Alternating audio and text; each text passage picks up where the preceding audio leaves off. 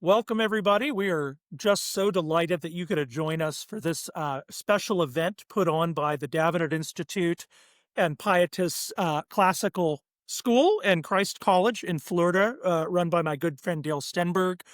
We have a really exciting event tonight, a lecture from my good and dear friend Ryan Hurd on the Latin scholastic alternative, the alternative position, you might say, to the universalist position within the Christian tradition. How did the Latin scholastics handle the question of universalism? And he will be responded to by Jordan Daniel Wood. Let me just briefly introduce both of the speakers. Ryan Hurd is a professor of theology at Davenant Hall, particularly specializing in the doctrine of God, especially in Thomas. And largely, Ryan's courses, one of the things that's really wonderful about Ryan's courses is there's an attempt to portray the aspect of Thomas as a universal doctor that's globalizing and drawing from the whole tradition of the church before him. And so any of Ryan's courses are not really just reading Thomas. They generally are reading all the fathers that are developing a position before Thomas and then showing how Thomas, as it were, tries to take the whole Catholic tradition and consolidate it in some way. And so Jordan Daniel Wood is a recently assistant professor of theology at Belmont University in Tennessee, and is the author of a recent book, a couple years old, called The Whole Mystery of Christ, Creation as Incarnation and Maximus Confessor. A very stimulating volume. If you look at my copy, pretty much on every page, there's just a bunch of outlining because for me, it was an extremely stimulating volume. I've gone through it twice, but it's a kind of bombshell, you might say, in the playground of Maximus interpretation. And it's a controversial hypothesis, as all stimulating and excellent and true hypotheses are. Nevertheless, highly stimulating work and one that is being still discussed. Nevertheless, at least since the publication of this work, perhaps before, Dr. Wood has gained something of a reputation, perhaps, for being a proponent, a Catholic proponent, in fact, of the position of universalism, which is an interesting, somebody who's historically aware, but wanting to claim this as kind of within the pale of the whole church tradition. And so we wanted to draw these two excellent thinkers together to have this really important conversation. I did forget to mention, and I want to mention, you should look at Ryan Hurd's, look for his Substack. There's some really important work going on that's related to everything he's putting together here at Ryan Hurd's Substack. And there's a support page there as well. He's very, very much for supporting it. And I'd go so far as to say if you're not following the work of Professor Hurd, you're missing out very deeply on some very significant developments in the contemporary discussion of the doctrine of God. And I'd really highly recommend you go to his website and follow his work, and even if you're able, support his work. By way of transition, then, we'll just mention here that our sponsoring institutions. Of course, I am just Minnick. I'm representing kind of the faculty chair of the Davenant Institute. I help with all things related to our school, Davenant Hall. And I will go ahead and we'll put up a graphic here. We have several things coming up in Davenant Hall. You'll see a link right there. Several classes coming up in our offerings this coming fall. One of the significant ones, particularly because this is for like many people, this is 2025, and we want to celebrate Nicaea 1700. So if you go to Davenant Hall, you can scroll down. Let's see if that'll, yep, we can scroll down. And if you just look at our classes here, you'll see these upcoming classes. You'll see one there right under theology. That's our natural law and scriptural authority. There's Ryan Hurd's course there. If we click on that, basics of Trinitarian theology, it's rare for anything with the word basic in it to be in a course taught by Ryan Hurd. This will still be a little more difficult than most courses, but this is a great course where it's a click lower, perhaps, than some of the more difficult courses Professor Hurd has taught. But this is going to be a really exciting course, I think, going through the development of Trinitarian theology, and particularly how Thomas comes up with an adequate, or comes up with is perhaps the wrong term, but how Thomas represents an adequate grasp of the Trinitarian grammar taken out of the whole tradition. If you scroll down on a page like this, it's very easy. You can just look through our courses on the Davenant Whole just like that. You can scroll down, see the syllabi, see our good Professor Ryan Hurd there, and just at that little register now sign up little spot there, you'll go right here. You'll pay a registration fee, and you can click whatever courses, including Hurd's, that you might want to take. The one other I'll mention is Matthew Hoskin, our professor Dr. Matthew Hoskin, another whose scholarship is largely in the earlier Latin tradition, late antique Latin tradition. Matthew Hoskin is offering a course on Athanasius, and that'll be an interesting course because, of course, many people think of Athanasius when they think of his work on the Incarnation, but rarely put it in conversation with, for instance, his Life of Saint Antony, and how the life of Saint Antony is a depiction, in a sense, of the salvific description, the objective salvation in Christ is depicted in this on the Incarnation. How does that actually show up in the life of a saint and become actualized in a human person? And so Matthew Hoskin's actual original work is more in the monastics, and has come to the theology by that route.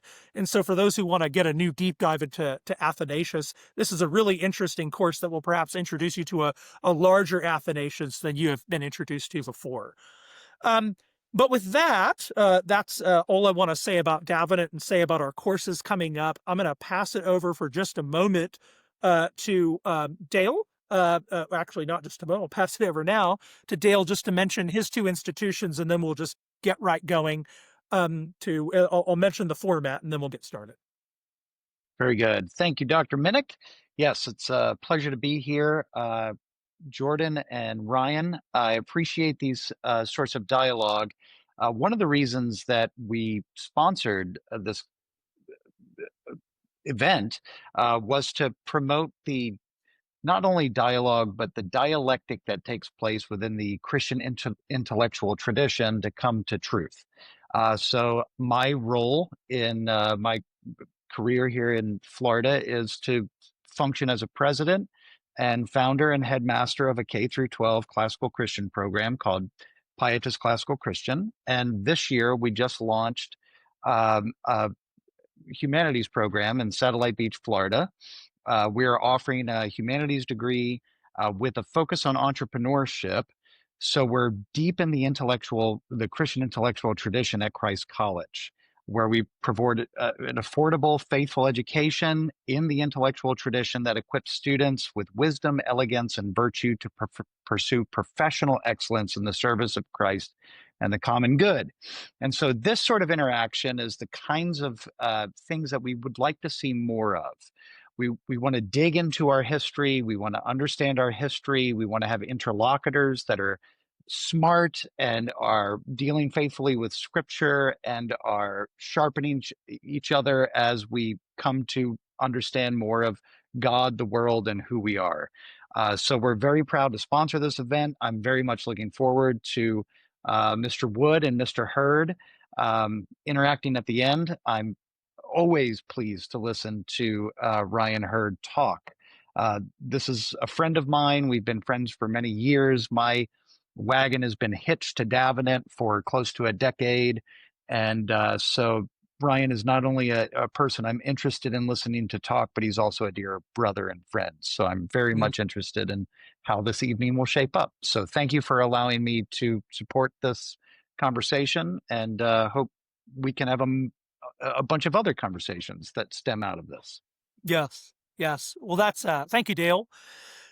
With that said, the format, in just about 1 minute here, I'll pass it over to Ryan Hurd, who will lecture for about an hour, give or take a handful of minutes.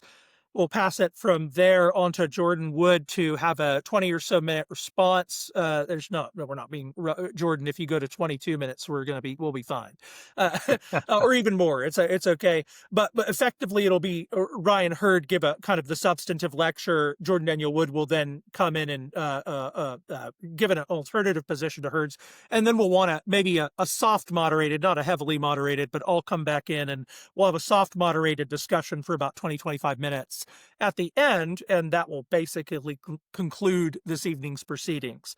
And so with that, it really is genuinely my privilege to see my good friend Ryan Hurd develop. I've watched his project over so many years, and to see it really come to flourishing and to see it develop in unique ways that are just really, really stimulating to me, and I think helpful for as Dale put it, this dialectical conversation. And last thing I'll say before I hand it off, having two charitable interlocutors, really, as Dale said, there's this dialectic in the Christian church.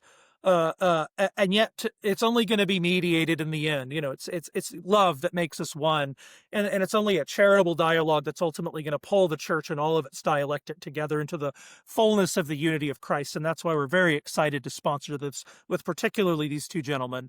And so with that, Dale and I are going to hop out of here for a bit, and I'm going to pass it right on to Ryan Hurd, and it's your time to go, brother. All right, thanks, Joe. Thanks to Davenant, Dale with Pietas for sponsoring, Michael behind the scenes, especially Joe for all the work he put into this event, getting it together here. My aim tonight is not to argue for infernalism or universalism, although cards on the table, I do hold the infernalist position. Rather, I want to exhibit some of the systemic pressures within the infernalist system. Those systemic pressures preclude certain conclusions from being held, chiefly universalism itself, and then they also force out other conclusions eventually, what I'm calling Lombard's alternative, God lessening hell's intensity. For me, infernalists and universalists both can profit from being crystal clear about the fact of pressures within each system, and then exactly what those pressures actually are, the different principles in play which lead ineluctably to opposite conclusions regarding hell's termination.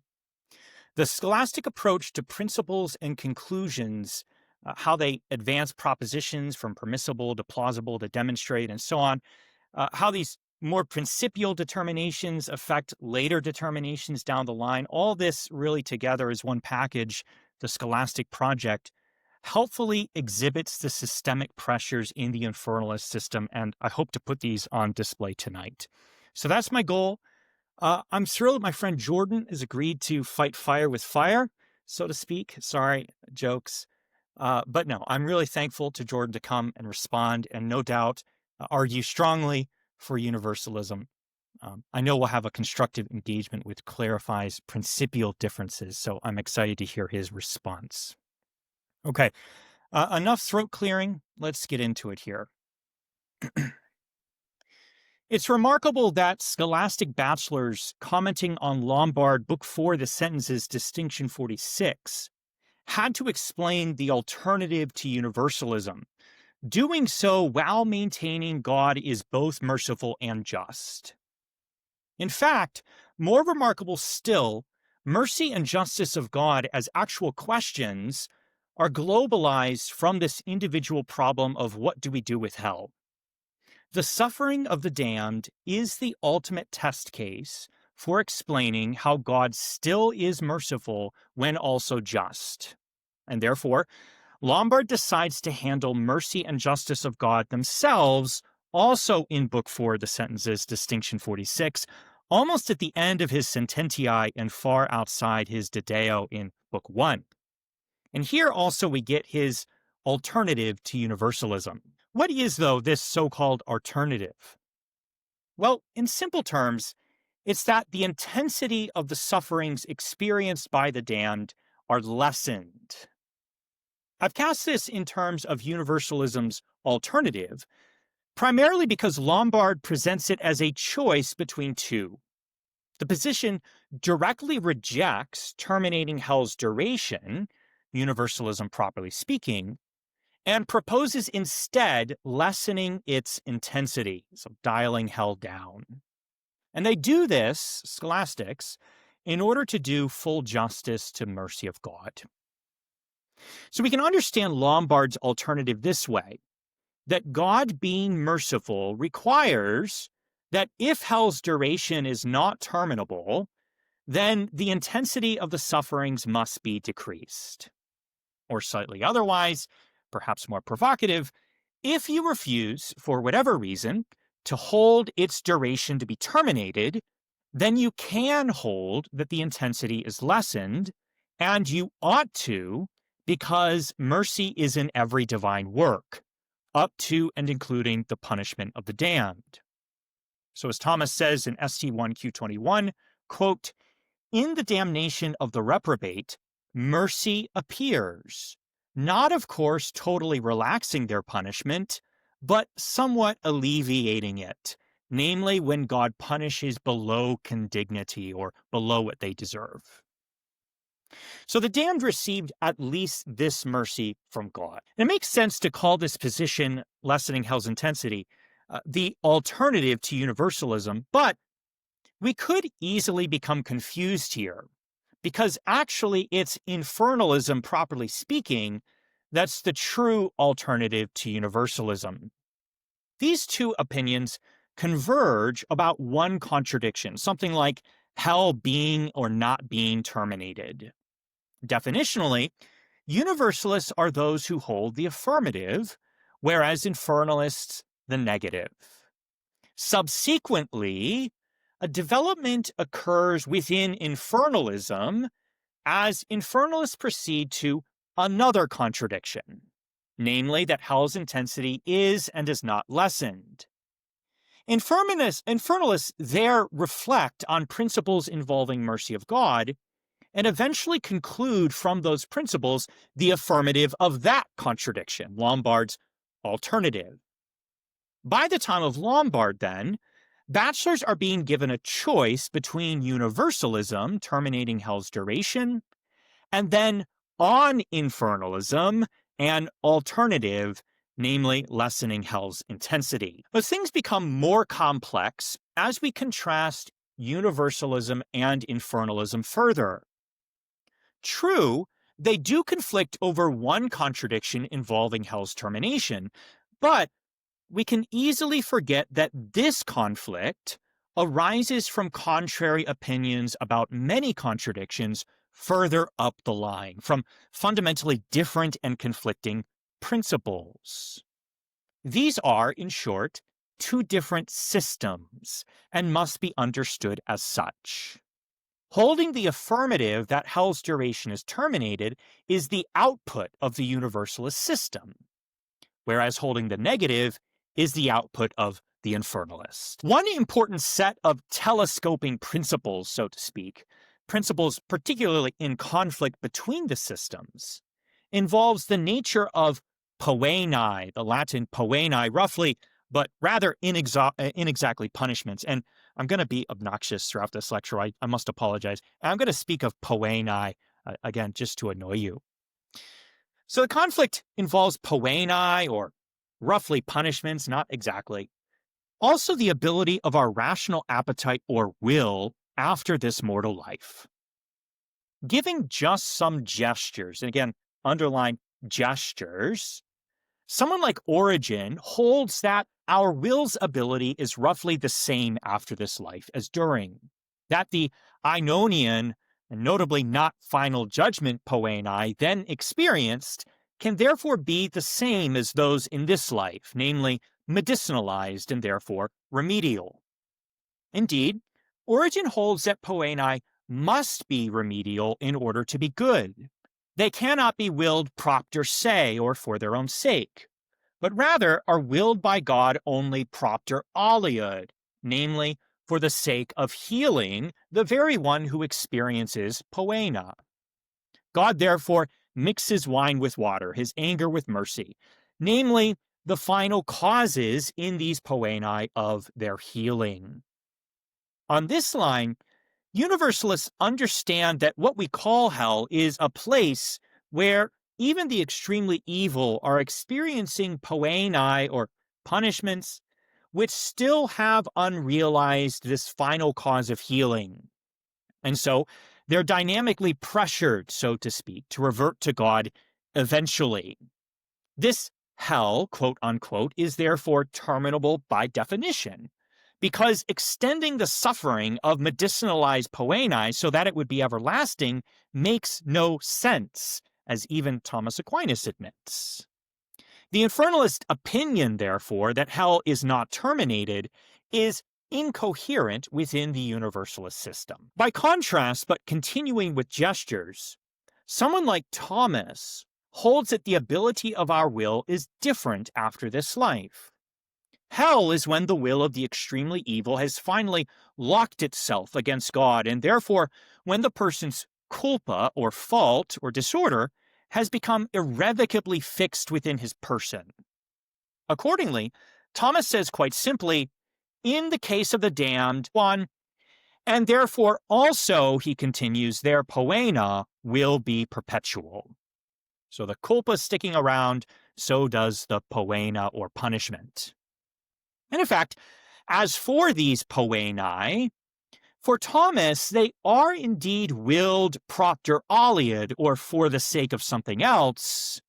But here, instead of Origen's position, not just Origen's, but nonetheless, for Thomas, these are willed for the sake of justice in relation to culpa, for restoring universal order. Consequently, being remedial is not what constitutes for Thomas the goodness of poenae by contrast to their devilishness, willing them propter se. And what is more, poenae only become remedial if they are medicinalized by the will of the person experiencing them, which again cannot be after this life.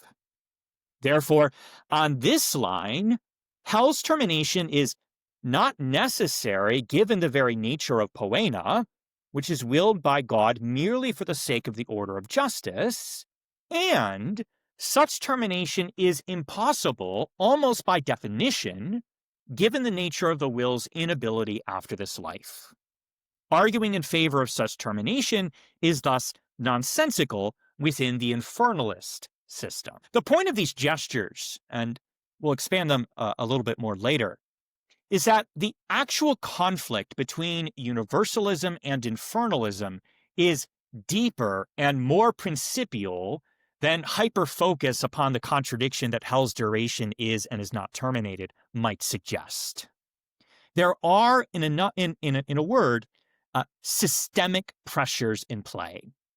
And furthermore, these systemic pressures also control what can and cannot be concluded from other principles that are actually held in common between the systems, such as those principles in doctrine of God, like his mercy. So as already mentioned, my intention here is to exhibit some systemic pressures within the infernalist system and how those pressures unfold for its development.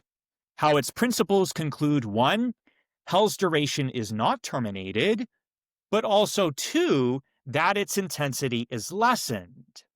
And how both of these conclusions historically are permissible, plausible, and then eventually considered demonstrated in the complex interplay of authorities and rationes, or reasons, roughly speaking.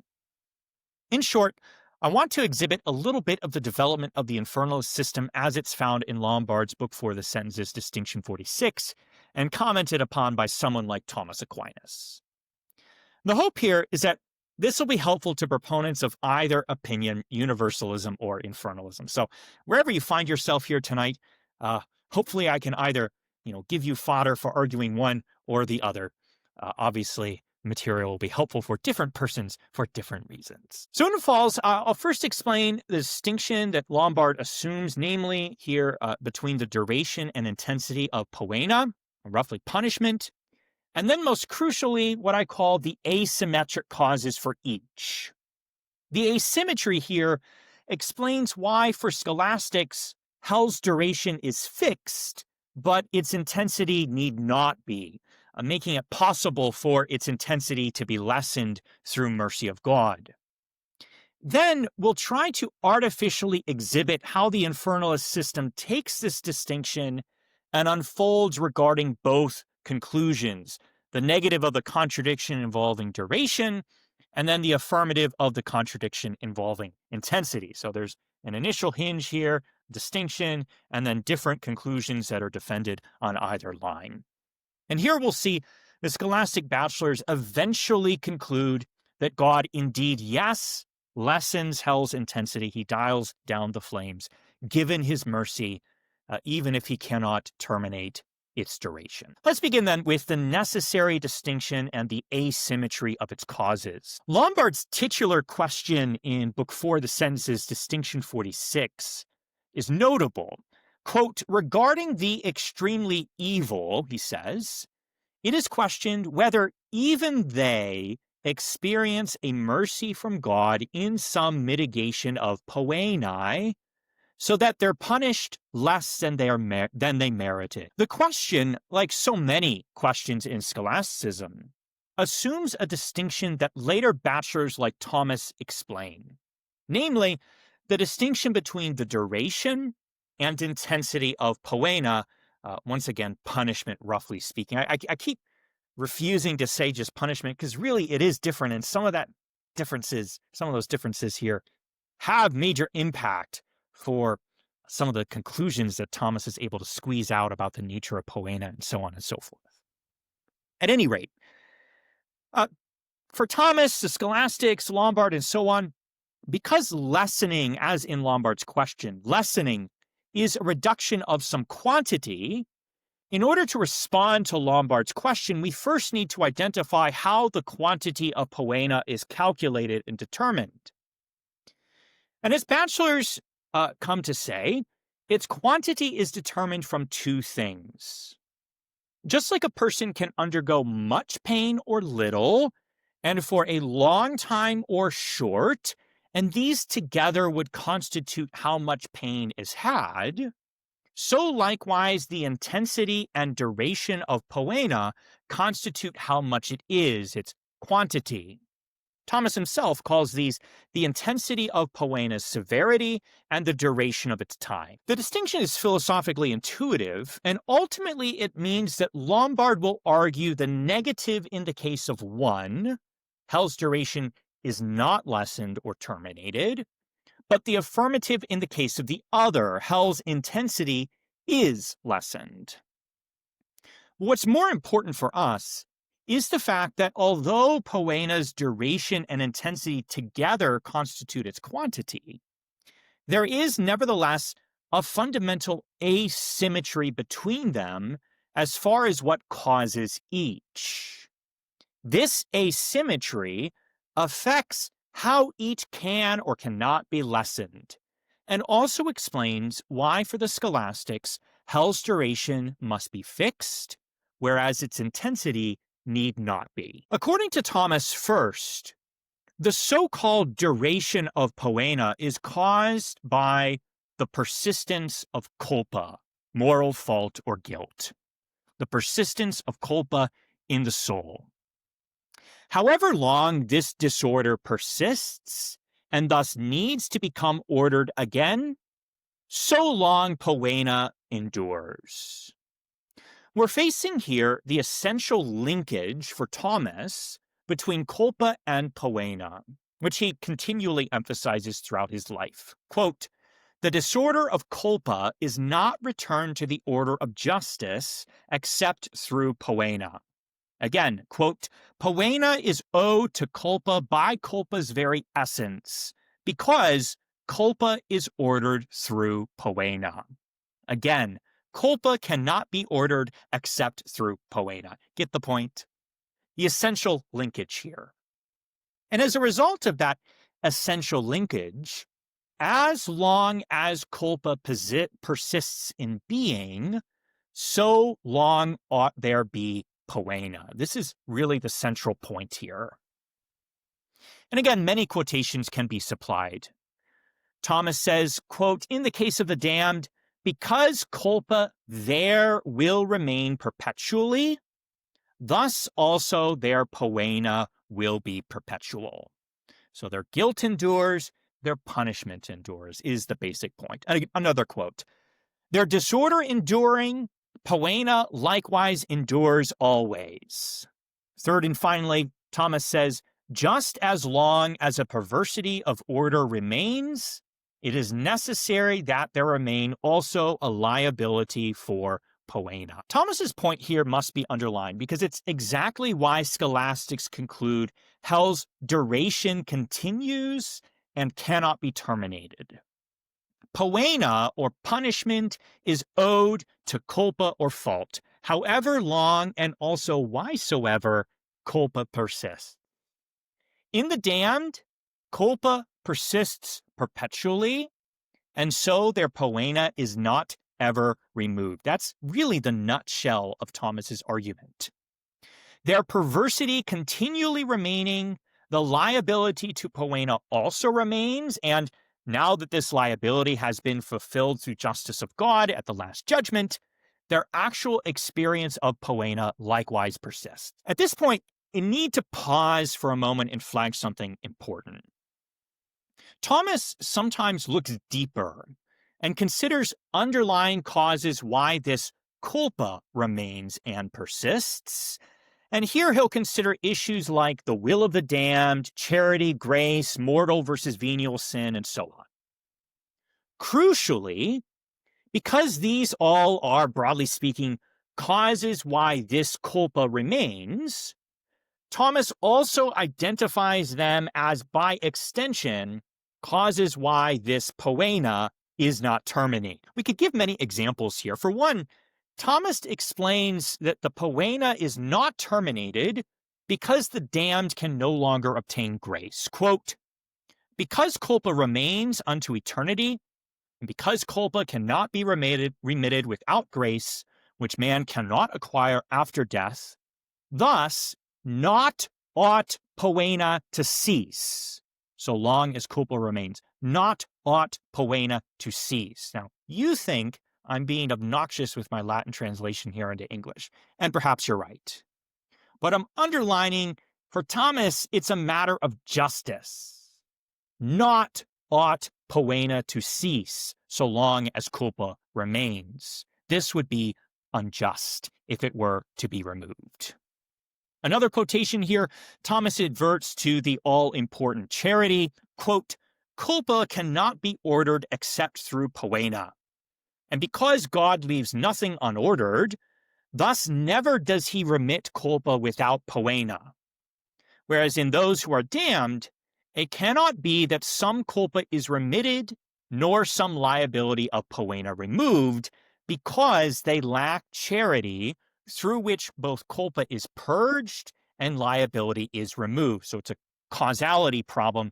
You can't get rid of the guilt, and therefore the punishment sticks. Once again, though, these are explanations why the guilt or culpa remains, or why and how it's not and cannot be removed from the damned. Fundamentally, however, the fact that this culpa does persist in being and is not purged is why the poena perdures as well. Most importantly for us, this culpa persisting is why, one, it would be unjust for the poena of the damned to be terminated, namely removed while yet the culpa persists, and then by the same token, two, why it is just for the poena to quote-unquote be extended for as long as the culpa continues to be. So this is what causes the duration of the hellish poena, the sheer persistence of culpa. By contrast, for Thomas, the intensity of poena, the intensity, is determined by the seriousness of culpa, the seriousness of the guilt or fault in play, what Thomas calls the quantity of culpa. Here's a quotation. The quantity of poena that's taken from the intensity of its severity, by contrast to the duration of its time, corresponds to the quantity of culpa, such that according as someone more gravely sins, just so is a graver poena inflicted upon him. In technical terms, there is, or ought to be, for a just poena, a proportionate relationship between poena and its intensity, and culpa and its seriousness. In simpler terms, the weightier is the offense, the weightier is the poena. Thomas will, in fact, contrast poena's intensity with its duration according to their correspondent but notably different causes, even making a play on words. Listen to this quotation.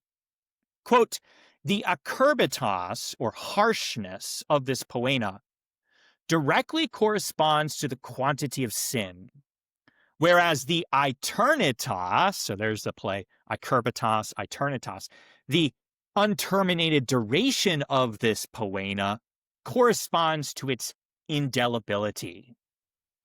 The harshness of poena, the quantity of sin, the eternitas of poena, the interminable or interminated duration of hell, corresponds to its indelibility. Remarkably, although unsurprisingly given these considerations, Thomas even confirms that the persistence of hell and of heaven respectively extends from this rootedness in the subject of mortal sin, and so culpa and charity respectively.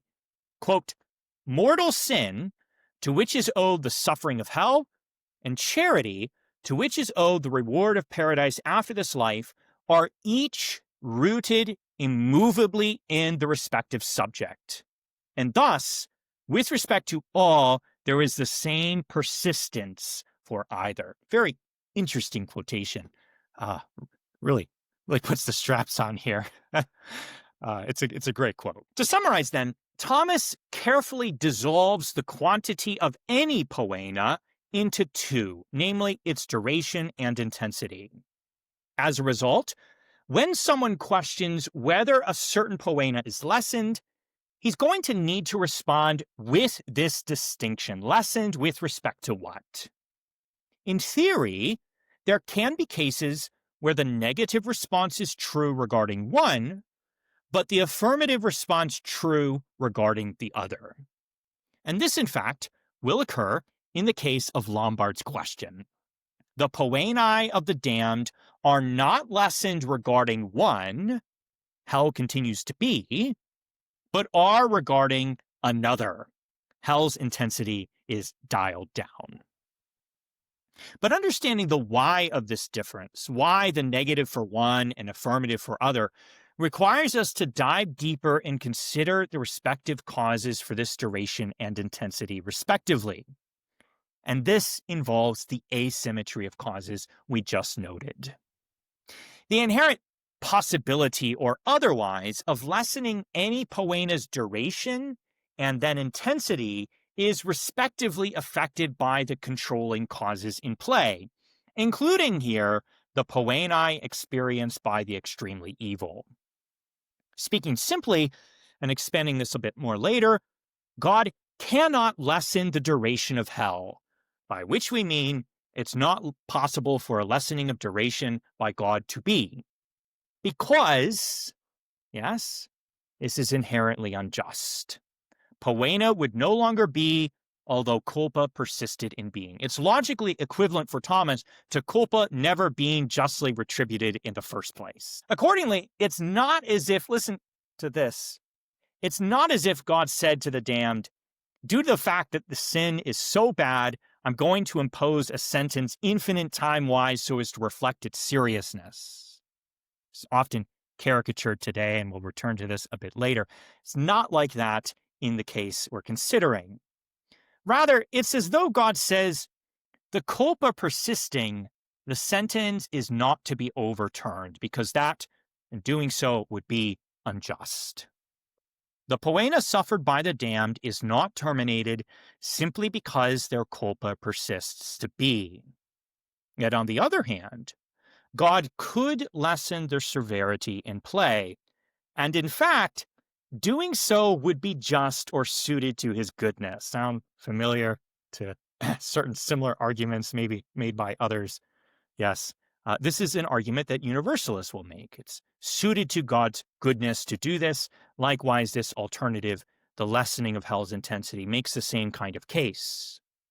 This would be, if God indeed did so, as Lombard will argue, for even the extremely evil to experience misericordia Dei, some mercy from God. All right, let's move then to the systemic pressures, Latin scholasticism, and the development of the infernalist system. So far, we've identified the necessary distinction here between the duration versus intensity of the poenae experienced by the damned. This yields two contradictions in play that concern us here. First, its duration is and is not terminated, the holding of whose parts constitutes universalism and infernalism, properly speaking.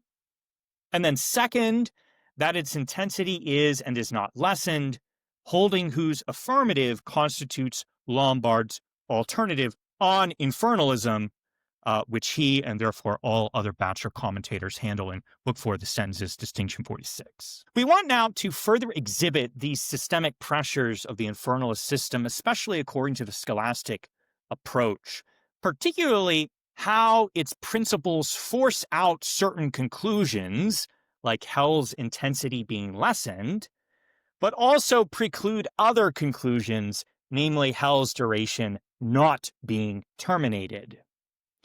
This system, as all systems, undergoes development in lots of ways.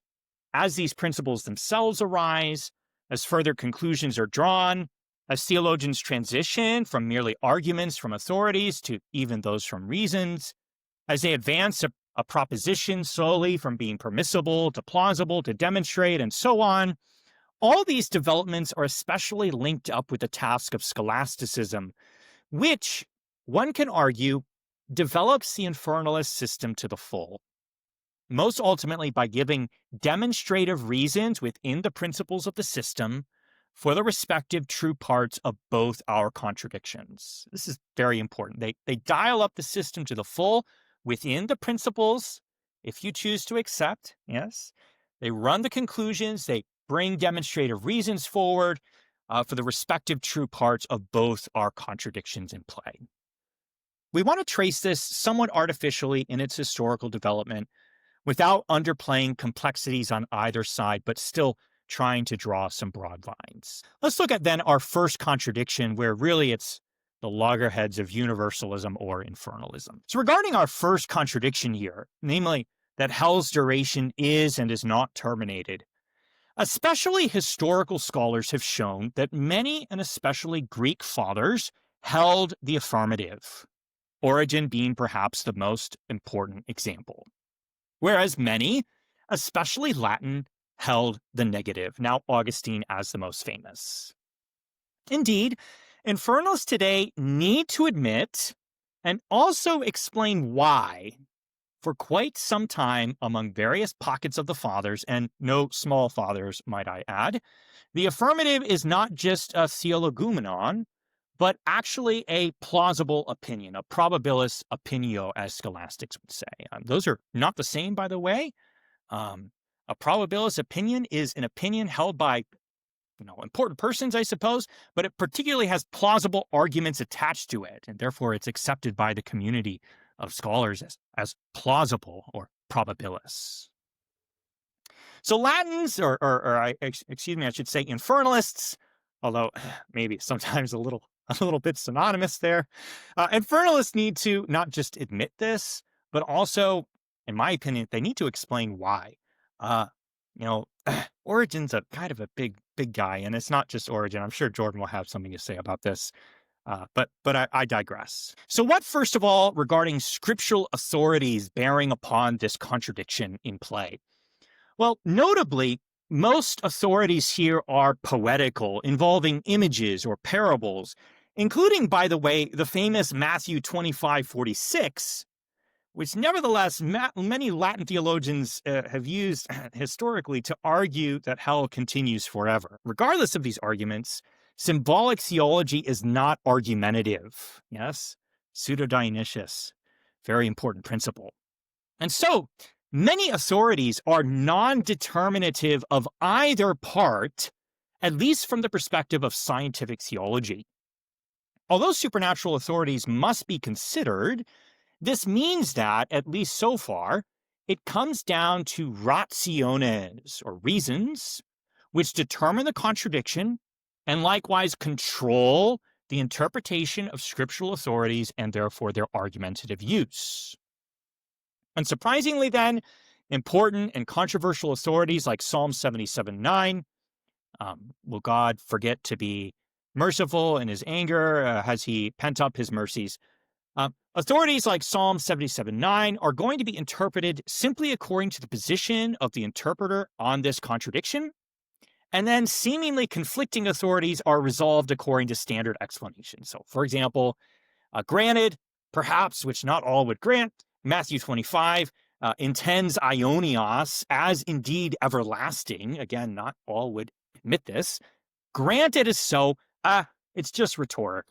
It's a noble lie, we might say. There are lots of outs, yes, in unpleasant authorities, right? We don't play with Holy Scripture with that kind of attitude, of course. But when we demonstrate something to be, there are lots of ways to explain seemingly conflicting authorities, and there are lots of rhetorical statements in Holy Scripture.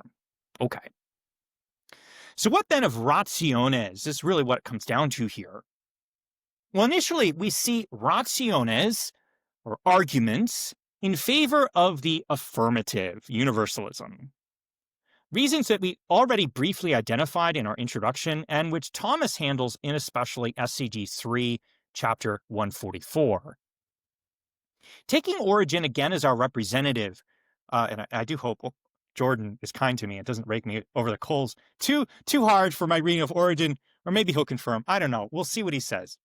But at least as I read Origen, it seems to me that he usurps the philosophical endoxon or probabilis opinio. Again, these are technical terms that scholastics work with to try and explain what's going on. He usurps the plausible opinion from philosophers that all poeni are remedial, immediately rendering the universalist opinion likewise plausible. Thomas points this out. It's CG3, C144. It's very fascinating. A universalist took over this philosophical opinion, all poeni are remedial, and immediately universalism is plausible. More, in the case of divine poeni particularly, Origen rejects what obviously is false, namely that these are willed propter se, or for their own sake, something that's devilish and against divine goodness, and therefore he holds very firmly all divine poeni are propter aliud, for the sake of something else. The question then is, what precisely is this something else? And responding to this, Origen identifies something like the emendation of vices, particularly of the very one experiencing the poena, as the most fitting end to divine goodness. Accordingly, he easily concludes that indeed all the divine poeni are purgatorial, including those poeni which are future, whereupon immediately we have our conclusion. Eventually these will be terminated, including those that are being threatened as, say, aionioi or perpetual. Again, Origen doesn't accept that reading, I don't believe. He would, this is a Latin interpretation, we can argue about this as well. But even conceding this, there are ways out. Beyond both these arguments, of course, we could add various fittingness arguments or rationes conventiae from God's goodness or love or mercy that conclude to hell's termination, as universalists often do, or even go further and argue that eternal suffering is unfitting to divine goodness because, with now the further end of emendation secluded, it seems that these poeni are willed propter se, for their own sake, whereupon it follows that God would be delighting in them propter se, and this is devilish, Thomas says, and everyone says, and indeed it is devilish and against divine goodness. So you accept hell is not terminated. This very unwelcome conclusion seems to be spit out.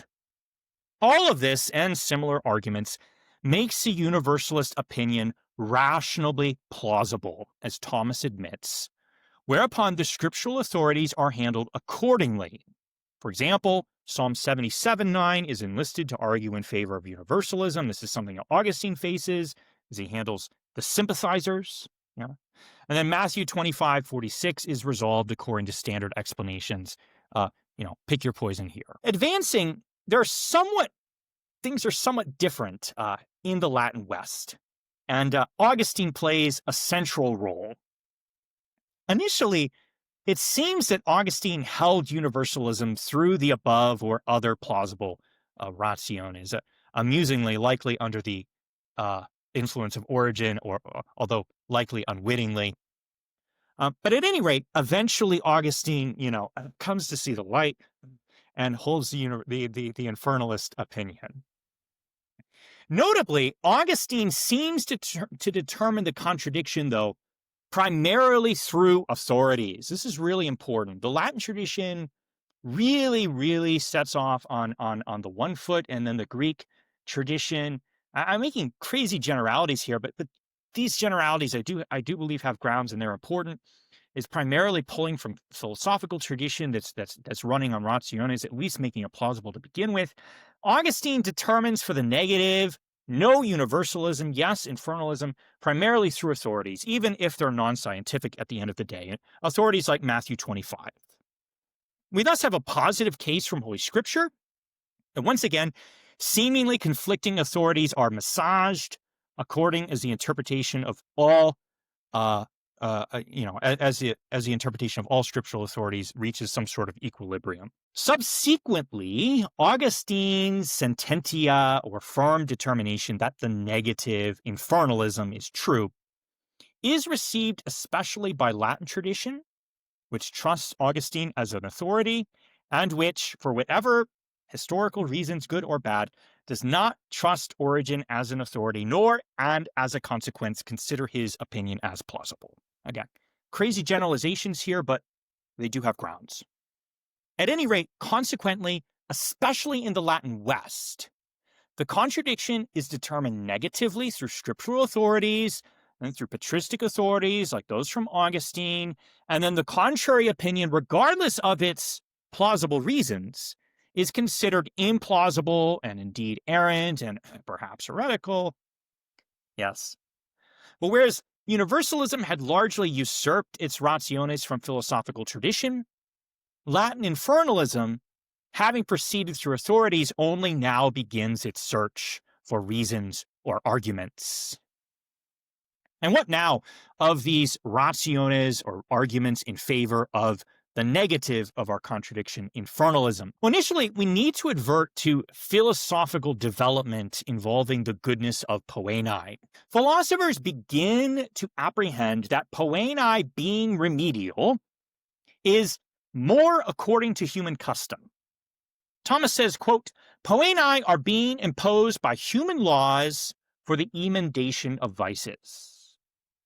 And as a result of this custom, this final cause was being confused as necessarily the propter aliud, which someone must will as he imposes poeni, by contrast to someone who wills them propter se."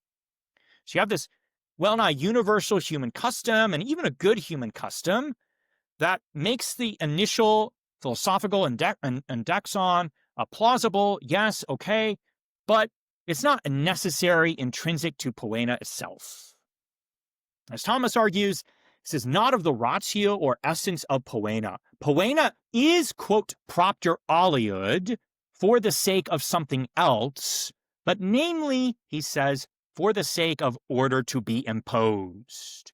Order to be imposed. So simplistically, Origen, for the sake of healing; Thomas, for the sake of order to be imposed. An order which was removed through culpa and which is returned through justice.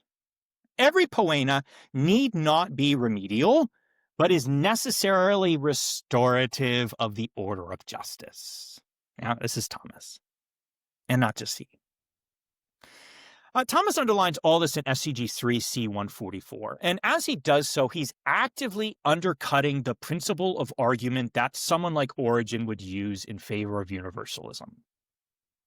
For Thomas, the philosophical opinion that every poena is remedial, although plausible and thereby rendering universalism plausible, does not hold necessarily or intrinsically. Again, this is where you kind of have to accept the priors here. I'm not saying you have to hold this, but at least hold it on hypothesis and see what it gets you. Yeah. Thomas is not arguing that poeni ought not be willed by man remedially. Rather, this custom is good and ought to be. Nor is it to say that poeni cannot be willed by God also for the sake of amending vices or healing people. In point of fact, all poeni experienced by the saints in this life are willed by God to heal, precisely to heal.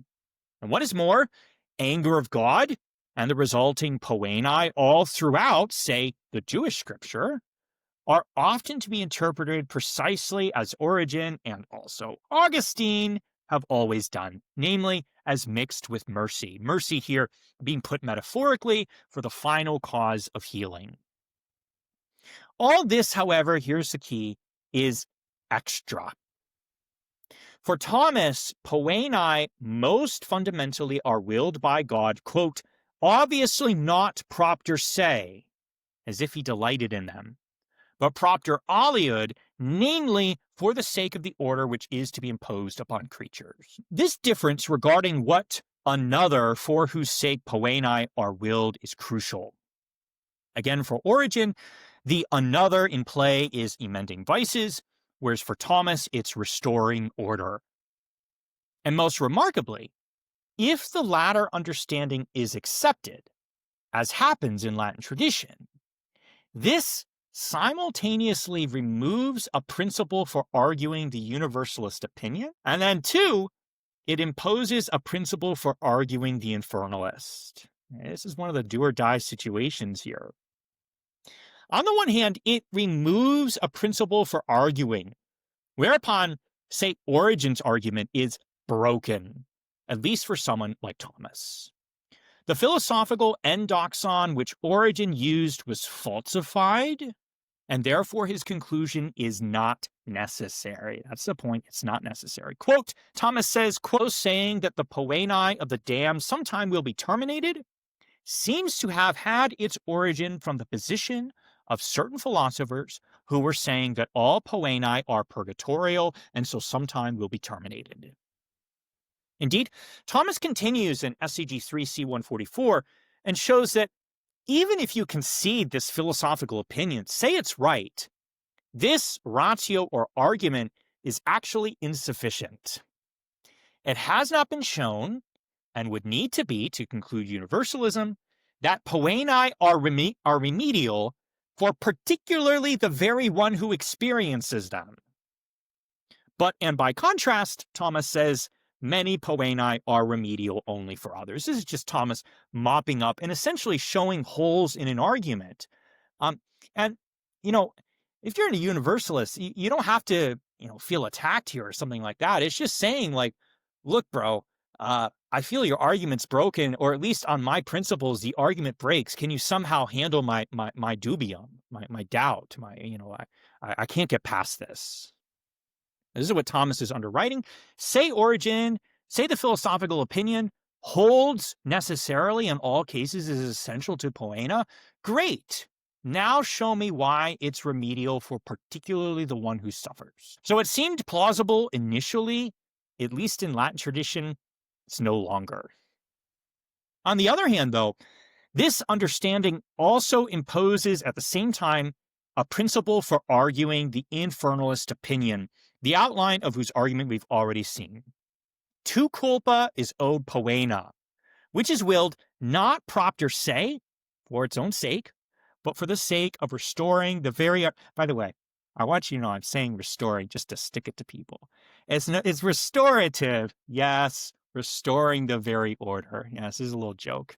I know, kind of the joke, people, it's not a joke. People take it very seriously between, is remedial or retributive. The retributive, well, restorative, yeah, very order. Yeah, it's for the sake of restoring the very order.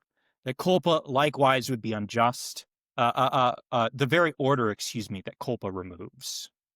It therefore is unjust to not impose poena when culpa is found. And it likewise would be unjust to remove poena if culpa still persisted and remained in being. That's the whole argument here. In the case of the damned, their culpa do persist, constituting disorder in the universe as a whole. And for the sake of restoring this order, poenai are positive. And these are not ever removed, terminating hell's duration, precisely because the culpa does not cease to be. This constitutes, by the way, not just Thomas's argument, but also the very heart of Augustine's dismissal of the so-called sympathizer's opinion that hell's duration is at some point terminated through mercy of God. A dismissal by Augustine that Lombard is recounting in his book 4, The Sentences, Distinction 46, and which sadly we don't have time to cover. I had a massive section in the middle here that I had to cut for sake of time because Jordan has to say his thing. He's got to come back in and clean up all my mess and argue for universalism. Yeah, so I had to cut it. But anyway, go read Augustine on the Sympathizers. It's the heart of his dismissal. For Augustine, termination could only justly occur if the culpa were no longer found. And because culpa remains, such a termination would be logically or morally equivalent to a judge who sees culpa in an offender but refuses to restore the order of justice by imposing poena and, quote, lets him off scot-free. I'm telling you, it's in the Latin, scot-free. Yeah. The reason for this refusal is that the judge, Augustine says, suffers the Stoic misericordia. Yeah, he's viciously impassioned and so does not want anyone to suffer evil, even only for the sake of the higher good of restoring order. On the one hand, it's good that such a judge is not devilish and didn't will poena propter se. Great. On the other, it's evil that he's not just and did not will poena propter aliud for the sake of something else, namely for the sake of the order to be imposed. Order, again, removed through culpa and restored through executive justice. For Augustine, God is unlike both the devilish judge and the impassioned one. God obviously doesn't will poenae propter se for their own sake, neither does he not will them propter aliud. Rather, as Augustine tries to show, God justly imposes poenae to the culpi in the damned, and those culpi persisting, poenae are not removed, and hell is not terminated. All right, skipping down here then to our second contradiction for sake of time, where we look at Lombard's alternative, its initial permissibility, and its eventual demonstration. So our second contradiction, namely that hell's intensity is and is not lessened. Development here and eventual determination involving this particular contradiction is, in my opinion, especially important today. Given the fact, and here I'm going to get a little heated, I do apologize in advance, given the fact that universalists often caricature the infernalist system, yeah? Listen, infernalists caricature universalists all the time. I suppose it's only just that they return the favor. But universalists also caricature the infernalist system, and then rejecting the caricature as obviously false, thereby make their opinion more persuadable. Yeah? This happens in two ways. So I'm going to get a little heated here, then I'll quiet down, and then Jordan can come back on and you know, take me out. All right, so the first caricature, we see it all the time. It frustrates the fire out of me, pun intended. Yeah. Infernalism holds God wills poenae propter se, for their own sake. Universalists will often accuse infernalists as holding God induces these poenae propter se only, whereupon it follows that he delights in poenae for their own sake. In the coarsest of terms, God doesn't terminate hell because he likes the continuance of its suffering. This is so obviously demonic that when universalists present this caricature, they then can usurp its forceful rejection by any sane person to then immediately force them to hold that God induces them propter aliud, i.e., for this end of emendation. That's the slip, or what I would propose is the slip.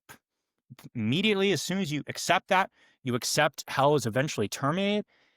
If God wills the hellish poenae for the sake of emendation, it's game over, for infernalists at least. But as we already saw, this caricature is straightforwardly false and ridiculously so.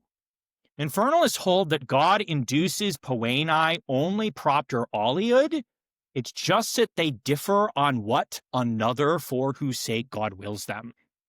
Infernalists hold it is for the sake of what's actually essential to poena in relation to culpa, namely the restoration of the order of justice. Now, Thomas retorts to this very objection how the universalist renders his opinion more persuadable. That's a quote from Thomas, persuadable.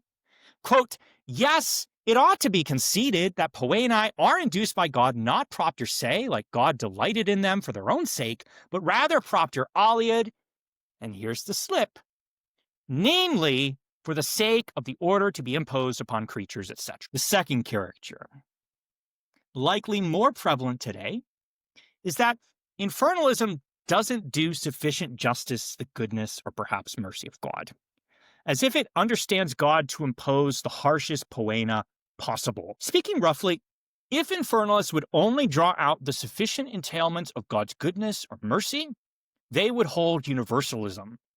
And at any rate, those who hold universalism have not come to sufficient grips with the goodness or mercy of God. So the caricature goes. And notably, this caricature increases its persuasive use, as universalists then propose what seems most fitting to divine goodness. Thomas says this, namely, God willing poeni for the sake of amending vices. This is most suited to God. And therefore, these caricatures often work together. Universalism does justice to God's goodness and mercy, and infernalism does not, so on and so forth. All right. This second caricature is also false to fact, I would argue. It's going to be a little bit more difficult to argue, I do admit. But it is false to fact. But we need to admit that the development of the infernalist system means that its falsity is shown only very slowly. Namely, as our second contradiction here is slowly determined eventually by Lombard's bachelors. But even before this, the truthfulness of this caricature is also made plausible for various reasons. And here's the extremely important one. Okay, so I was hard on universalists for a minute. Now I'm going to be hard on infernalists. An extremely important foundation for the plausibility of this caricature is a certain argument that Latin tradition uses against universalism, arguing against terminating hell's duration. As Thomas recounts this argument, quote, according to the philosopher Aristotle, poena is calculated according to the dignity of him against whom someone sinned, whereupon someone who strikes a prince is punished with greater poena than if he struck someone else, end quote. The current principle is usually spoken of as lese majesté, injured majesty. In French, my French, I can't pronounce, I can read it. I don't know how to pronounce it. Something like that.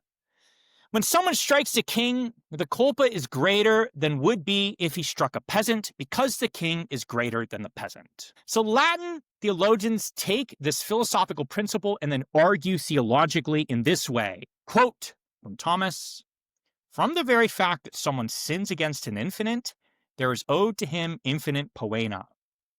Now it cannot be infinite in severity, because in a finite creature an infinite quality cannot be, but this is compensated through infinite duration, because a rational creature is capable of duration ad infinitum. Close quote. Oh boy. Summarizing this argument quite loosely here, the infinity of God erects a sort of pressure.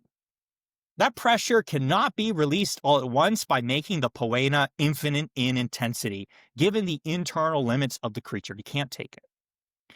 But it can be slow released by making the poena infinite in duration, which the creature's limits do permit. And thus, given the problem with making the poena infinite in intensity, this is compensated for by making it infinite in duration. Hell is eternal and forever. This argument is not infrequent throughout Latin tradition. And once again, it makes very plausible the caricature that on infernalism, God has no mercy, but instead imposes the harshest poena possible. This argument, especially when it's used against universalism, further plays into the first caricature, namely that God delights in poena propter se, for now it seems that he must, quote, get his personal satisfaction in full, so to speak. This all converges together and makes persuadable that infernalism does not do justice to God's goodness and mercy, whereas infernalism maximally does. This is simplistic to a character as well, but universalists argue from the goodness of God, Latins argue from the justice. Yeah. We need to handle the foundation for this plausibility very briefly, namely this argument from God's infinity to hell's eternal duration. Here, we need to recall the difference between giving a cause why something is versus giving an argument for knowing that something is. A ratio essendi versus a ratio cognoscendi. These are often confusing to students, confusing to many scholars. They forget the difference, and so on. It's one thing to speak of why or how something actually is, and another to merely identify how someone can know that such indeed is the case, a certain proposition is true. As doctrine develops and a contradiction is determined, merely plausible reasons in favor of one part of the contradiction abound. And when the contradiction is finally determined, not only are demonstrative reasons found, but theologians also revert and begin to give actual causes or explanations why it's so. So at different points in history of the development of doctrine, you can find different reasons and different, so to speak, impressionable colorings that you get from a doctrine as a consequence. As I already mentioned to you, throughout much of Latin tradition, the proposition that hell's duration indeed is not terminated is held through authorities. It then has its truth further argued through reasons like the above. God is infinite. Poena infinite in quality is impossible, therefore poena infinite in duration is necessary. Very frequent in Latin tradition. Later on, though, the truth of this proposition is demonstrated, and then it also begins to be actually explained through the reasons that we saw much earlier from Thomas, namely, culpa persisting, poena is simply not removed. Very, very different pictures you get from looking at either sort of reason. Subsequently, plausible reasons remain helpful to argue in favor of some proposition's truth, despite the fact that such are not, properly speaking, the explanations why this is the case, or the reason or cause why it's so. Unfortunately, it often happens that a plausible reason arguing that something is becomes misunderstood as insinuating the essence of what or how something is. And this precisely has occurred in the case of this caricature. Because an argument from God's infinity was used to argue that, it seems that what is concluded is the harshest poena possible, and definitely no mercy from God. So although the first caricature has no foundation throughout Latin tradition, this second caricature does have some real positive grounds for its plausibility throughout much of it. What notably undercuts this caricature, however, is the development that we see in Lombard, which tries to do full justice to the goodness or mercy of God and dial down hell's intensity. Let's trace this development in 5 brief points, and I know we're going long on time here, but we'll be done here in just a few moments. 5 brief points, development as Lombard brings this to the fore. First, especially Latin theologians considered the contradiction that hell's intensity is lessened, and initially evaluated holding the affirmative as audacious and rash, given various scriptural authorities. Augustine here embodies this. He mentions Luke 16, where the paradigmatic rich man receives no mercy and is denied all relief from his suffering. For this reason, early on in Latin tradition, even dialing down hell's intensity is rejected for basically the same sort of reason as Augustine rejects universalism, which is very fascinating, by the way.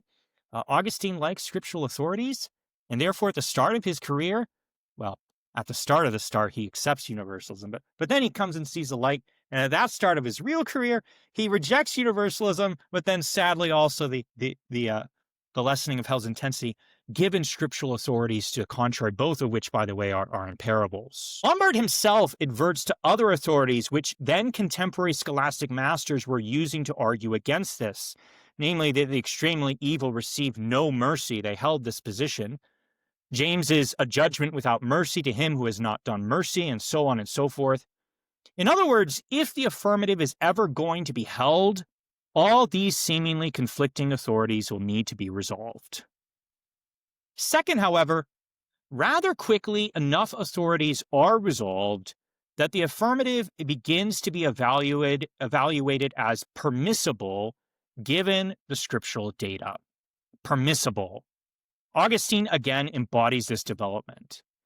He accepts universalism, rejects universalism, and rejects hell's intensity, and then eventually softens on the rejecting of hell's intensity, holding hell's intensity, he says it's permissible at the end of the day, as he deals, by the way, with the sympathizer's opinion. Third, the initial distinction between poena's duration versus intensity and especially the asymmetry of their causes advances the opinion to be now permissible, at least vis-a-vis rationes or arguments.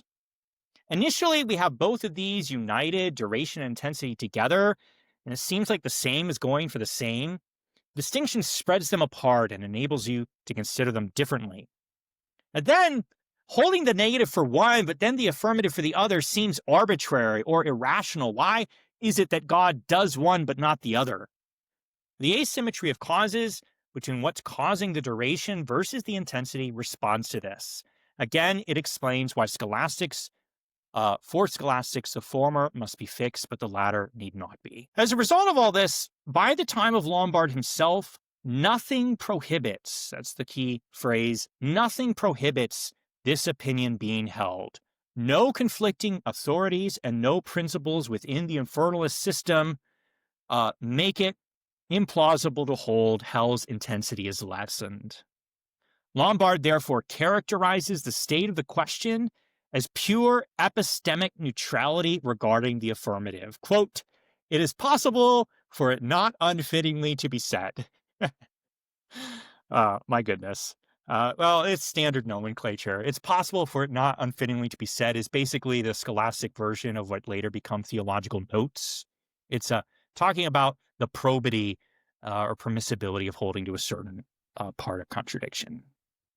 Indeed, Lombard argues that it's not unfitting to hold this opinion from authorities from Augustine, the authorities I mentioned earlier, where he says, hey, no go to the sympathizer's opinion, but if you want to dial down hell's intensity, I can live with that. Again, that's a quote from the Latin. You find it somewhere. No doubt Augustine, using Augustine authority here is strategic on the part of Lombard. Augustine is so famously held, infernalism particularly, that the sheer fact that he permits the affirmative of now this related and seemingly softening contradiction, Lombard's alternative, it's quite remarkable. Bachelors are therefore notified that they're not going to be fighting against patristic sententiae, and their interest is quickened given Augustine's remarkable permission. And therefore, fourth, scholastic bachelors tried to discover especially demonstrative reasons to conclude God indeed lessens hell's intensity. And they did not need to look far, because Lombard slotted them right at the end of Distinction 46. With a then current debate among scholastic masters, it seemed very promising for this issue, a debate involving mercy of God. The debate, in simple terms, involves whether every divine work has some effect of mercy. Every divine work. I'm going to skip over some of the details here, but that principle, every divine work has some effect of mercy, show up within it. Scholastic masters were then debating and holding yes and no regarding it. In Lombard's day, the debate was not decided, and therefore he tasked the bachelors with determining also this question. Eventually, they managed to demonstrate indeed every work of God somehow exhibits mercy in some way, shape, or form. And this becomes common opinion among scholastic masters, and guess what? It can then be used as a principle for arguing other truths, like Lombard's alternative. The argument now is simple, results also in demonstration. Every divine work exhibits both mercy and justice. God punishing the extremely evil is some divine work. Therefore, it must exhibit not only justice, namely that poena is imposed to culpa so long as it persists, but it must also somehow exhibit mercy, namely that poena is nevertheless lessened according to actually how much is deserved. Therefore, Lombard concludes, quoting from Augustine, that the damned in hell receive from God some relief for their suffering, so that they're punished less than they merited, no matter how evil they be. In other words, they receive this last drop of divine mercy. Bringing to a very brief conclusion here, Scholasticism is an extremely stable system that has principles and generates certain conclusions. At the same time, it develops these principles slowly, draws out these conclusions slowly, in the complex interplay between authorities and rationes. What this means is that the developing systemic pressures eventually preclude certain conclusions and eventually force out other conclusions in the slow development of doctrine. When it comes to the infernalist system, there's no exception here. It's not surprising, given the principles within the system, that universalism is definitively rejected, and that within those principles, in tension perhaps with other conclusions, Lombard's alternative that hell is lessened is also eventually concluded. Today, if systemic pressures are considered at all, they're usually localized somewhere in doctrine of God. What's most interesting here is that Lombard's alternative, namely hell's intensity being lessened, scholastics will conclude from a principle held in common with universalists themselves, namely God being merciful or something similar. Even while they consider the universal conclusion as the universalist conclusion, as impossible also from this principle, given other issues in the system. On the one hand, they're able to pull out of the mercy of God a dialing down of hell's intensity, whereas on the other hand, given ways of defining poeni, nature of human will, issues of grace, charity, and so on, they're unable to overturn universalism itself, and therefore must hold hell endures.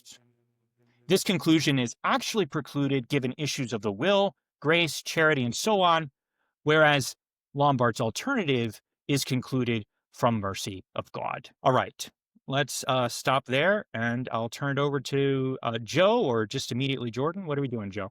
Yeah, that was wow, what a profound lecture. I've been reading about universalism for many years, and one of the things that's really shocking before I turn it over to Jordan is just how the Latin logic, if you will, is somewhat foreign to people who've been thinking about this question from an exegetical and otherwise standpoint for so many years. And so even the options available are not something that is typically well known within the church. And I don't want to say any more. I want to set it up for Jordan, but that's just a very stimulating development. It's a very stimulating lecture on the development of the logic within the Latin tradition and its conclusions, and very grateful for it. This is really exciting. But for now, Dale and I are going to jump out. Do you have anything else to say, Dale, before we transition over? Oh, he's gone.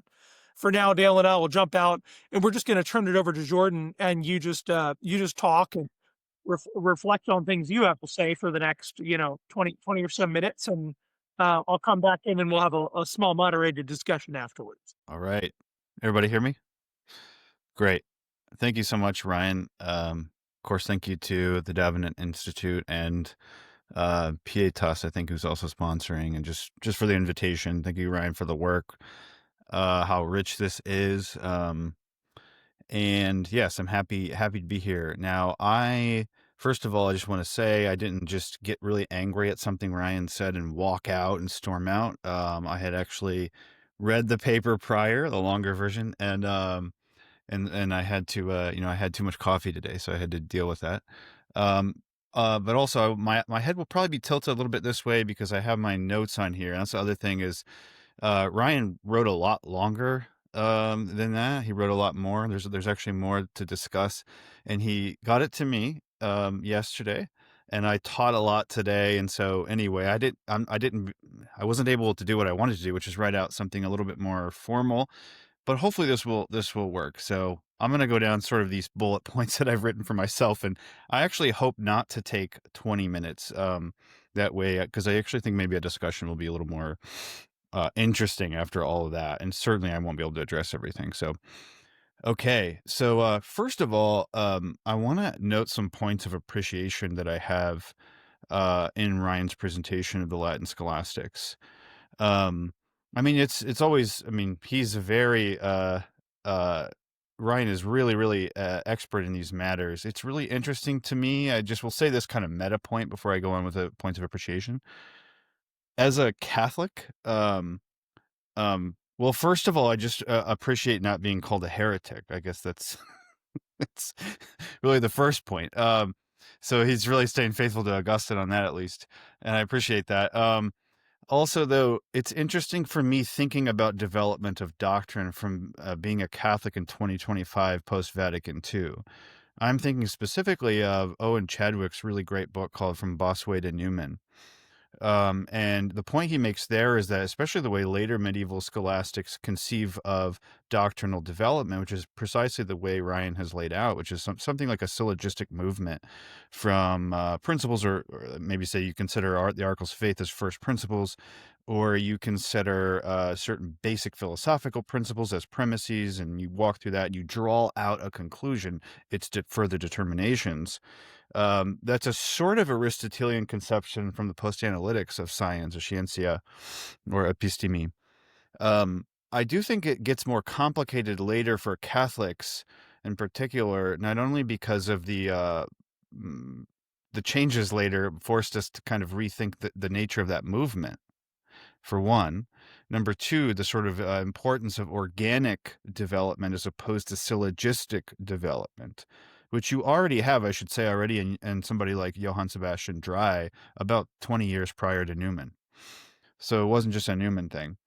So anyway, I just want to say that because there's going to be certain points at which I point to other authorities, and I think it'll be interesting. I'm just flagging this. It'll be interesting to kind of think about maybe the way authority and development and so on is working or not working. Like I don't think my view of that is precisely the way the Latin scholastics would have thought of it, nor for that matter, right, the Greek fathers. So, okay.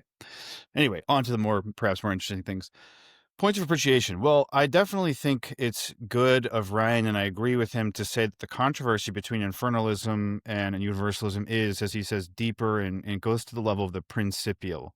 So I just note immediately that is really, I think that, like, rather than writing off the discussion as a fad, or as something that's sort of just, I don't know, precipitated by the coddled Western mind of a supposed luxury, at the state of luxury, and so you sort of become idle, as, say, Barsanuphius might have said back to one of his acolytes.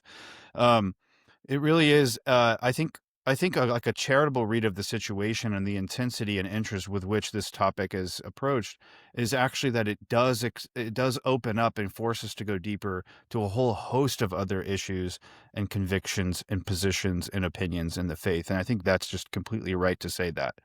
There's another point of appreciation or agreement is that I'm just glad that that we can agree that the mercy of God needs to get its due.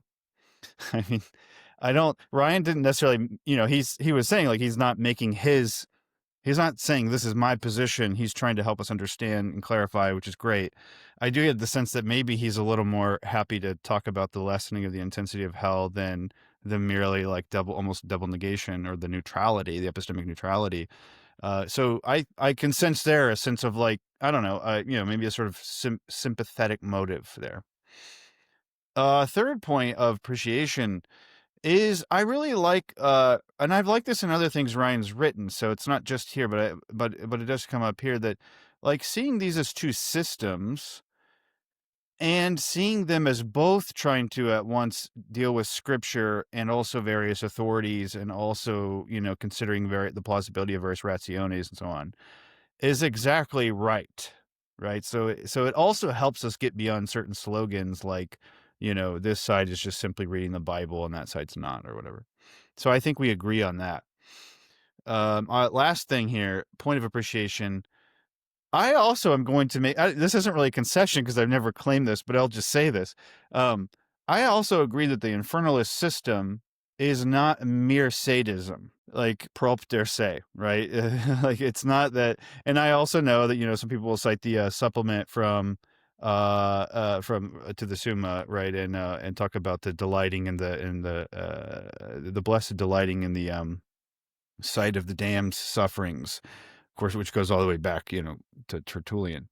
But now I want to return to that at the end, because I do think there's something else missing to be said there, however. But I actually do agree that I don't think an infernalist, certainly I don't think Ryan or any of these scholastics are like, bloodthirsty and out for revenge. Okay. So, but all right, here we go. So here's my thesis. I actually don't think that Latin scholasticism provides an alternative to universalism for 3 reasons. And these are very broad. I'm not going to be able to substantiate all these enough. But one, I think that there are internal pressures left unresolved or even unacknowledged in the infernalist system. And I know Ryan couldn't do everything here, so it's not really like a knock on him. But second, and I'm going to go through each one of these in detail in a second. Second, I think that the caricature of I think there is a little bit of a caricature of actual universalists still here. It's not the same sort, but we'll get into that. And that would have the effect that if it's caricatured, and I actually think it's limited by Ryan's sources. I don't think it's Ryan. I think it's like Thomas himself and what they know of Origen, what they really know of earlier Christian universalism is in a sense an imagined position. Therefore, their alternative to it isn't an alternative to universalism, but it's an alternative to what they've imagined universalism to be. We'll get into that in a little bit. And then finally, I do think then that because of that, follows upon that some of the real stakes in the real, and I would even say perennial unresolved tensions are not addressed, or they remain unaddressed. Okay, so in that sense, it's not maybe it's an alternative of sorts, but it's not a plausible one. Perhaps I should add there. Okay, let me walk through some details of each. First, let's look at some internal pressures as I see them in the Latin alternative. I have by the way, I have really no quibbles with Ryan. I mean, he's far more immersed in this stuff than I am, although I've been subjected to my very fair share of it. But I think his exegesis, certainly of Thomas, is very good, although I'm gonna have some questions about some other things that I think ought to be brought in from Thomas. Okay. So when it comes to the distinction between duration and intensity, definitely. And the idea of the asymmetry of the causes there, where the intensity of, and by the way, I'm going to probably do the ecclesiastical Latin. I'll also say Augustine, right? So there's that. I'm showing I was as a side note here, sorry, this is what I do in class too. I was at an Orthodox parish and gave a talk this past weekend, and it was just on Maximus. It wasn't on universalism or anything. And my host said he overheard a disgruntled deacon who didn't really like what I had to say. He overheard him say to another parishioner, quote, "He's bringing his Latin heritage in here." So should I take that as a badge of honor? Yeah, I don't know. All right. So certainly the distinction where the intensity of pina is equal or proportionate to the gravity of culpa. Right. Definitely right. Duration responds to the persistence of culpa, as Ryan was saying, right? And so that's the distinction. The intensity of the punishment, or the, I don't know, as you were saying, it's a rich word. Pena is keyed to gravity of culpa, and duration is to persistence. I have one initial related sort of question that always pops up for me on this understanding of persistence of the damned. And it's kind of the nature of this persistence. I don't quite understand personally how it is that a persistent state that is almost in principle barred away from grace also has the fixity of the will, is meaningfully called a persistence of sin. It almost seems more like the persistence of the stain of sin, which is, yes, in a sense, disordering things, but it's hard to see how that's an intended sin or vice, act of a vicious act, at least in the same or meaningful sense that prior to death it was. And so then you sort of push, to me, this is a little bit of an unresolved question, because then you sort of push back the question, yes, we call it a mortal sin, but what is the nature of the sin that leads to the condition of persistence, which actually is much severer for the sinner and therefore ought to change the nature of the sin? Like, how do you account for that transition, right? And so sometimes I think it's just sort of given, the persistence is just given, but the nature of that is still unclear to me. But that's not really the main thing here. The other thing is that often Ryan in this presentation seems to presume that the persistence or duration, the ad infinitum, is a given. Like, it must be in a way that the intensity, it's fixed in a way the intensity isn't. But then that makes me think of the first part of the Summa, question 104, Article 3 and 4, where actually Thomas does concede that God could annihilate or withdraw the esse from any creature, and it not violate, or as he says, be a detriment to his own goodness. He thinks it's possible. Now, the Article 4, just to be honest, he thinks that doesn't actually happen. And he's got some arguments there. But to me, it's already interesting that he concedes that in principle, actually, God could desist the duration of being, of esse. And then the whole argument for why this is that the duration of pena matches the duration of culpa, to me, is fundamentally undermined, because it rests on the idea that it's almost as if there's this built-in response, this perpetual response to the condition of sin. Why, the universalist perspective, why not simply remove the condition, which would be the persistence itself of esse? And if that's not offensive or repugnant to God's goodness, now that's the grounds from which the universalist rejects the infinite duration, because God could remove the infinity of that duration, and it wouldn't be an offense to his goodness, but nor would it be offense to his justice, because there's no persistent culpa. If there's no persistent subject, there's no persistent culpa of the subject, then there's no need for a persistent pena of the culpa of the subject. So if God can do that, why doesn't he? That would be the sort of better maybe objection from the universalist side, even from Thomas's own admission in terms of what's possible in principle. All right. So that's like one sort of internal pressure that I don't see resolved. Another internal pressure is that I still think throughout this whole line of reasoning and development, justice and mercy are still conceived as opposed. Here's what I mean. If pena responds to culpa, and if culpa restores the just order, which was disrupted by the culpa, then justice does in fact demand that very intensity. It's responding directly. It's a determination of justice to have the intensity of the pena respond to the gravity of the culpa. So that's set by God's justice. It's the ultimate just judgment, right? On the other hand, mercy on this later development, this later sort of lessening of the intensity, directly goes against that determination by lessening what was determined by justice. Therefore, I see three options. Either mercy opposes justice's determination, which I don't think people want to say, or the intensity that was set by justice is not actually set by justice.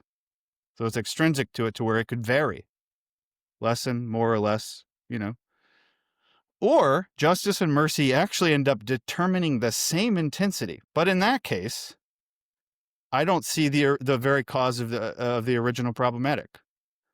Why would we feel the need to do justice to the mercy of God if in fact they determine the exact same outcome? So the whole discussion would seem to be superfluous at that point.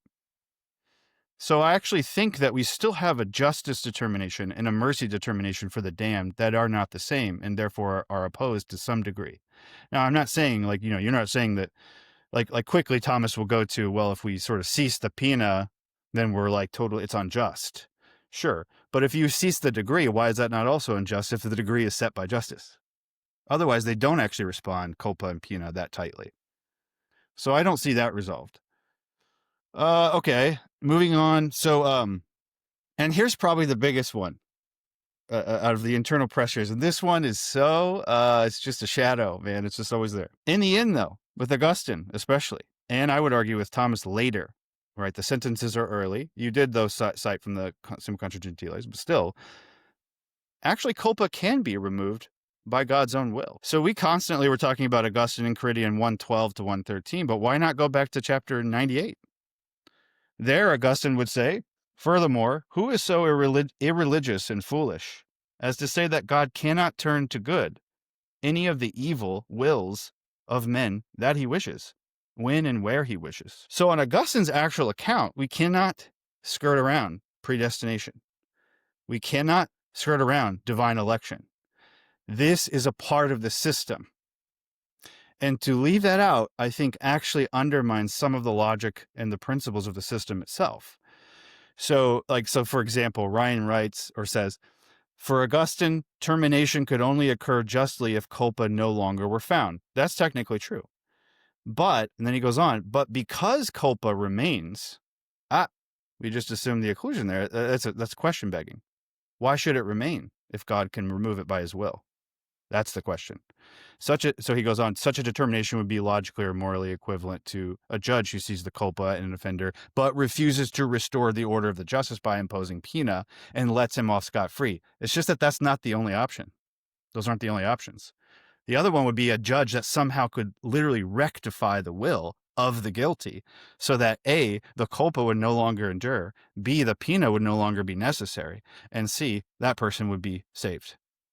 Right. Hence, Augustine says, where does he say it? I think I lost where he says elsewhere that, well, here we go. I got it. Sorry. I just want to put this out here. Right. So this is also from the Enchiridion. The effectiveness of God's mercy. So first of all, mercy is effective, not just lessening for Augustine. The effectiveness of God's mercy cannot be in man's power, so that God would be merciful to no avail if man were unwilling. This is like as it is with Pharaoh's heart. The hardening is an unwillingness to be merciful. Thus, quote, the damned could have been saved had God so willed it. It's not as if the will of God had been overcome by the will of a human being. To me, that's really essential to the whole system. It's not incidental. It's not just Augustine and it's actually quite a few people that we could trace, including, and I'm going to add this, I think for Thomas later in his own development. What Thomas ends up saying is just to cite a few spots. I mean, we could go to a lot of places. And I know this is a controverted thing. Obviously, there's a long tradition of fights over this, Deoxyles and all this. But, we have Thomas saying, here's just two examples. He says in the commentary on Hebrews, which is pretty late, this very he says in Summa Contra Gentiles that grace is not effective for salvation is so long as a person puts an obstacle up to it, right? But then he says in the commentary on Hebrews, this very thing, that someone does not set up an obstacle to grace, is something that itself proceeds from grace. Okay? And then he says elsewhere, I think this is De Veritate 23, he says, quote, these two are not incompossible. God wills this person to be saved, and he is able, potest, to be damned. But these two are incompossible. God wills this person to be saved, and he is damned. So God can will something that doesn't change the possibility inherent of the nature of the thing, but it does make actually impossible, the actuality of the outcome. So I think that's a sort of Augustinian development within Thomas himself. There I would point to let's see who, Serge Thomas Bonino, Bernard McGinn has an earlier thing, this other guy, anyway, but so that tradition, I think that's important because that's a totally different option that none of this, as it's presented, was even considered. And in fact, I actually think it's one that's sort of assumed throughout. So this is I have here, sorry guys, I'm getting to lower my notes. This is a constant problem for the Latin infernalist system, God's own election. Nowhere in the presentation do we see anything about that. I think I'm being repetitive. Okay. So then, so long as that's the case, then I feel like from a universalist perspective that this sort of alternative actually perpetually begs the question, which on universalism is this: one, if God wills all to be saved, in fact, even though it wouldn't be incompossible to say that all could have not been saved on Thomas's view, but I would say if God wills all to be saved, then number two, how could all not be?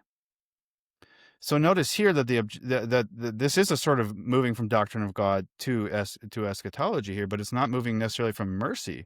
It's moving also from omnipotence, I would say, omnicompetence, like wisdom, and so forth, right?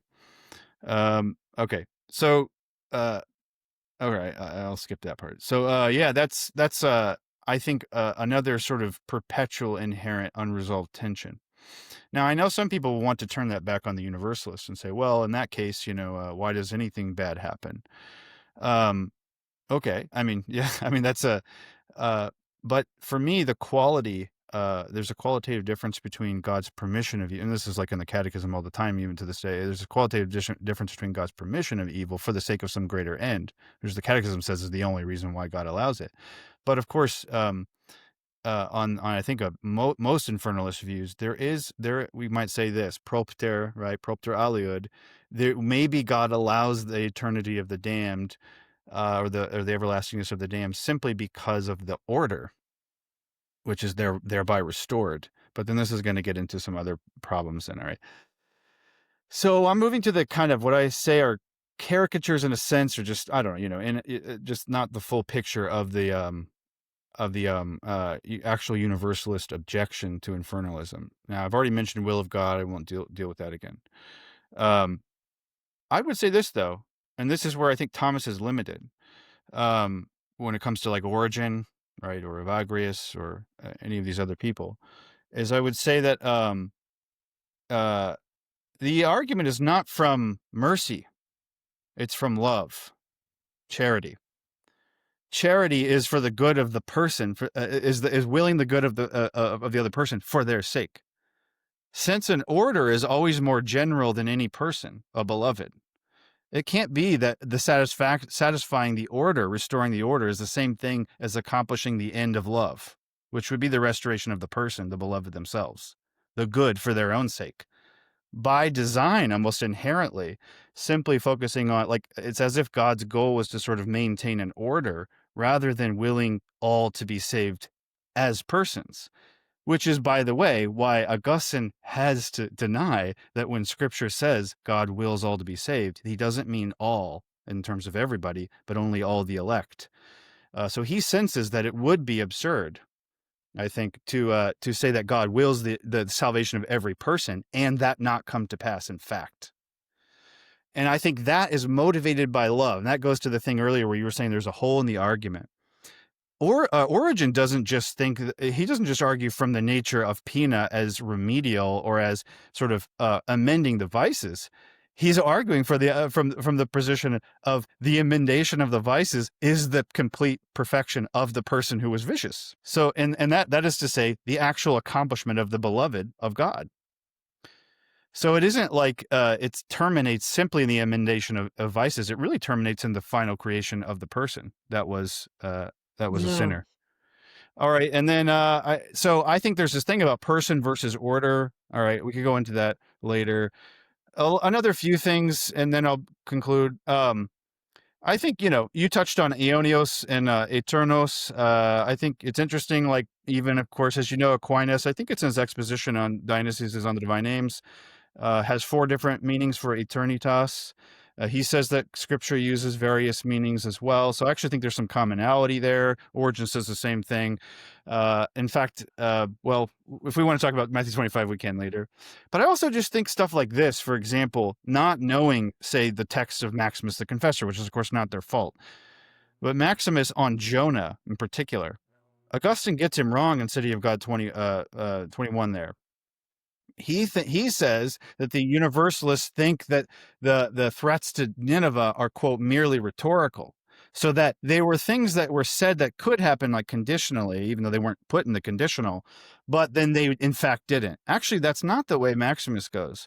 What he says in, like, question 64 in Athanasius, he says that actually, in fact, Nineveh, by the way, for him stands for the soul as well, among other things, but it stands for the individual human soul. He says, in fact, that city was both destroyed and saved, because what was destroyed was the falsehood. That's just the other side of what was saved or restored, or actually it's like completed, was the truth of that person or that soul. So actually, that's not a rhetorical move, because for him, both are true. It's mystical. I mean, it's going to a different direction, but I just think that's the kind of, like, character and texture that we do lose, I think, in the Latin tradition as they grow in their ignorance of the actual earlier Universalist tradition.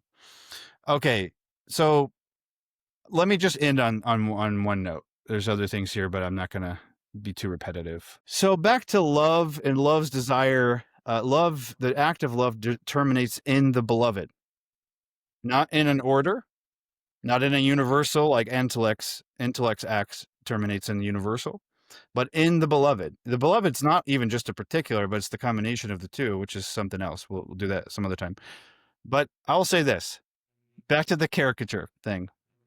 I agree that it is a caricature to say like infernalists just simply want people to roast and that's it. I mean, some probably do, but on these more responsible people. However, I'm just not sure how much better it is to say God is more concerned about restoring the order than he is restoring the heart. God is more concerned about justice being satisfied in the form of rectifying through pena a culpa than he is in bringing to completion the work that he started by creating the person ordained to supernatural end anyway. So maybe it's true that God is on that picture not sadistic, but it does feel like he's indifferent. And at that point, I will have to say, for the universalist, that's just as scandalous, if not in a way more so. Both because God is indifferent, is to say cold, or sort of no longer operating according to the demands or debts of love, like Romans 13:10 says. But also because it either shows him to be indifferent or incompetent. And I think love wouldn't even get underway with a project that it could not terminate completely. And having gotten the project underway, it knows how to terminate it. That was a part of its ratio to begin with. That's the ratio of love. So anyway, that's sort of, so I'd say, yes, you're right. The normal caricature is wrong, but I still think there's this other side. All right, enough for me. That's wonderful. Thank you so much, Jordan Daniel Wood, recent professor and author of The Whole Mystery of Christ. Be sure to check out his book on Maximus. It really is it's a remarkable work. And I gather some of the principial movements that you're making, even in this kind of universalist logic, are not fully explicated in that dissertation, but kind of principially bound up with some of what you're the relationship between eschatology and protology that is so prominent, like in a unique way within the Christian tradition, made especially prominent in Maximus. It would be, before I transition to just throwing it over to you guys for a conversation for a bit here, one of the things I really appreciate about your conversation is just how much we're recognizing along the way. There are a bunch of other issues involved here that we can't fully resolve. There's exegetical issues and actually how you handle all the authorities, and there's delicacies there because nobody in the Christian tradition is just trying to make mincemeat of the scriptures. Everyone in the Christian tradition is trying to handle the scriptures with the reverence that any modern evangelical would handle the scriptures, and in some ways even more at some points. There's a deep sense of like these words are written by God for our instruction. And one of the issues I wonder if will be addressed in your conversation as you talk amongst yourselves. This is I think Dale and I will forego asking questions at the end, and so we'll just kind of conclude with a brief discussion amongst you two. But one of the issues I wonder if will be is illuminative of the infernalist, a terrible description, of course, as Professor Hurd recognizes, of this position versus the universalist position, the infernalist versus the universative, is the specific development in the Christian tradition of the nature of freedom. Is there something about the nature of freedom that actually handles what it is that creates a universalist alternative? And D.C. Schindler's recent work in the last several years on freedom, and it's not something I've concluded, but something I've been following after your work, Jordan, and of course being aware of Ryan's work. Is there something about the nature of created freedom such that you cannot guarantee universalism? Now, Hart is David Bentley Hart in his recent "That All Shall Be Saved" is going to argue there's something about the nature of rational will as such that must ultimately, given the goodness of God, result in universalism. I'm not sure where Schindler's going to go. I don't know where he is on the position of universalism, but the metaphysics of freedom. We've been talking mostly about metaphysics of God, but the metaphysics of creation and the metaphysics of freedom, free creatures, is also a big part of this discussion, and what gives it its own internal logic relative to the goodness and mercy of God, which is not, if you don't talk about that, that's fine. I'm just kind of alluding to the audience. This is one of those issues that's also, there's an exegetical side. There's also this kind of creational human structure, such what are the metaphysics of freedom side that is also part of the discussion, whereas we're mostly talking about this in this conversation relative to the doctrine of God himself. Nevertheless, I'm just going to mention that, and then I'm going to pass it on to you guys, and maybe we can handle maybe we can talk for what are we're at about 8. We're already at 9. Let's say we'll try to end in the next 20, 30 minutes, but you guys talk amongst yourselves. One of us went long. We won't say which. No worries. This is great. The audience, as if you will, in the comments is demanding longer. So you guys talk. Well, I want to be respectful of Jordan and his time. He has to get up to teach. I only have to write my dissertations. That's not only. Jordan, thank you for your response, your time. Yeah, I think a lot of the issues that you've pressed upon are right issues to press upon, and they are sore spots in I'm not going to go through a response point by point. You need to come to Grand Rapids and I can take you out for a beer. Let's do it. But what is most fascinating to me and really I think was the central intention of my lecture and is coming through in your response as well, is just how these system-wide differences, whether we're talking about different metaphysics of the will, which I think is a really, really strong area where, man, you have micro changes there, or even macro. I mean, there are very large differences on nature of the will and things of that sort. When you get powerful minds that are bringing everything to their logical conclusions, those tensions are not going to be resolved until we go back to the principles that are in competition. And so that's one of my hopes. We talk about scripture, the scriptural authorities, the nature of scriptural authorities. They've obviously always had a guiding function, to say the least, in Christian theology. But I'm really firmly convinced that on this question in particular, scriptural authorities are just non-determinative either way. For there's just too many outs in what you can do. Everybody and their brother can explain any, plus everything's allegory anyway. So it's like Augustine's allegorical interpretation is better. What is that? Doesn't even mean anything when like allegorical interpretations are supposed to be multiple for reasons. Okay, so they're in competition. You know all this, but it just brings it back to if we want to move the conversation forward, dealing with these more principial matters, I think your particular insight that I would draw attention to is the person versus order distinction, which is really, really strong. So Thomas is particularly is just supposing like this is how the order of justice works. This is what an order is. The peasants and the peons are just wrapped up within the order. And they all have dignity within the order, but the order is willed for its own sake and everything in for the sake of the order and the restoration of that order. And so if you accept that as the case, like this is what you get, you do get this kind of prioritization of strangely culpa persists. And I'm with you on like, I don't really know what persists actually means. Like it continues in being. I think our notions of like the longevity of hell as this kind of everlasting arrow and timeline of conscious experience, like what is time in this place? Yes, exactly. I think that's a real issue, but if you like pull out the issues of what is time here, like the simple point is culpa is, and therefore poena is or ought to be and is given justice of God. So those are the pressures, and you're never going to get this maybe person forward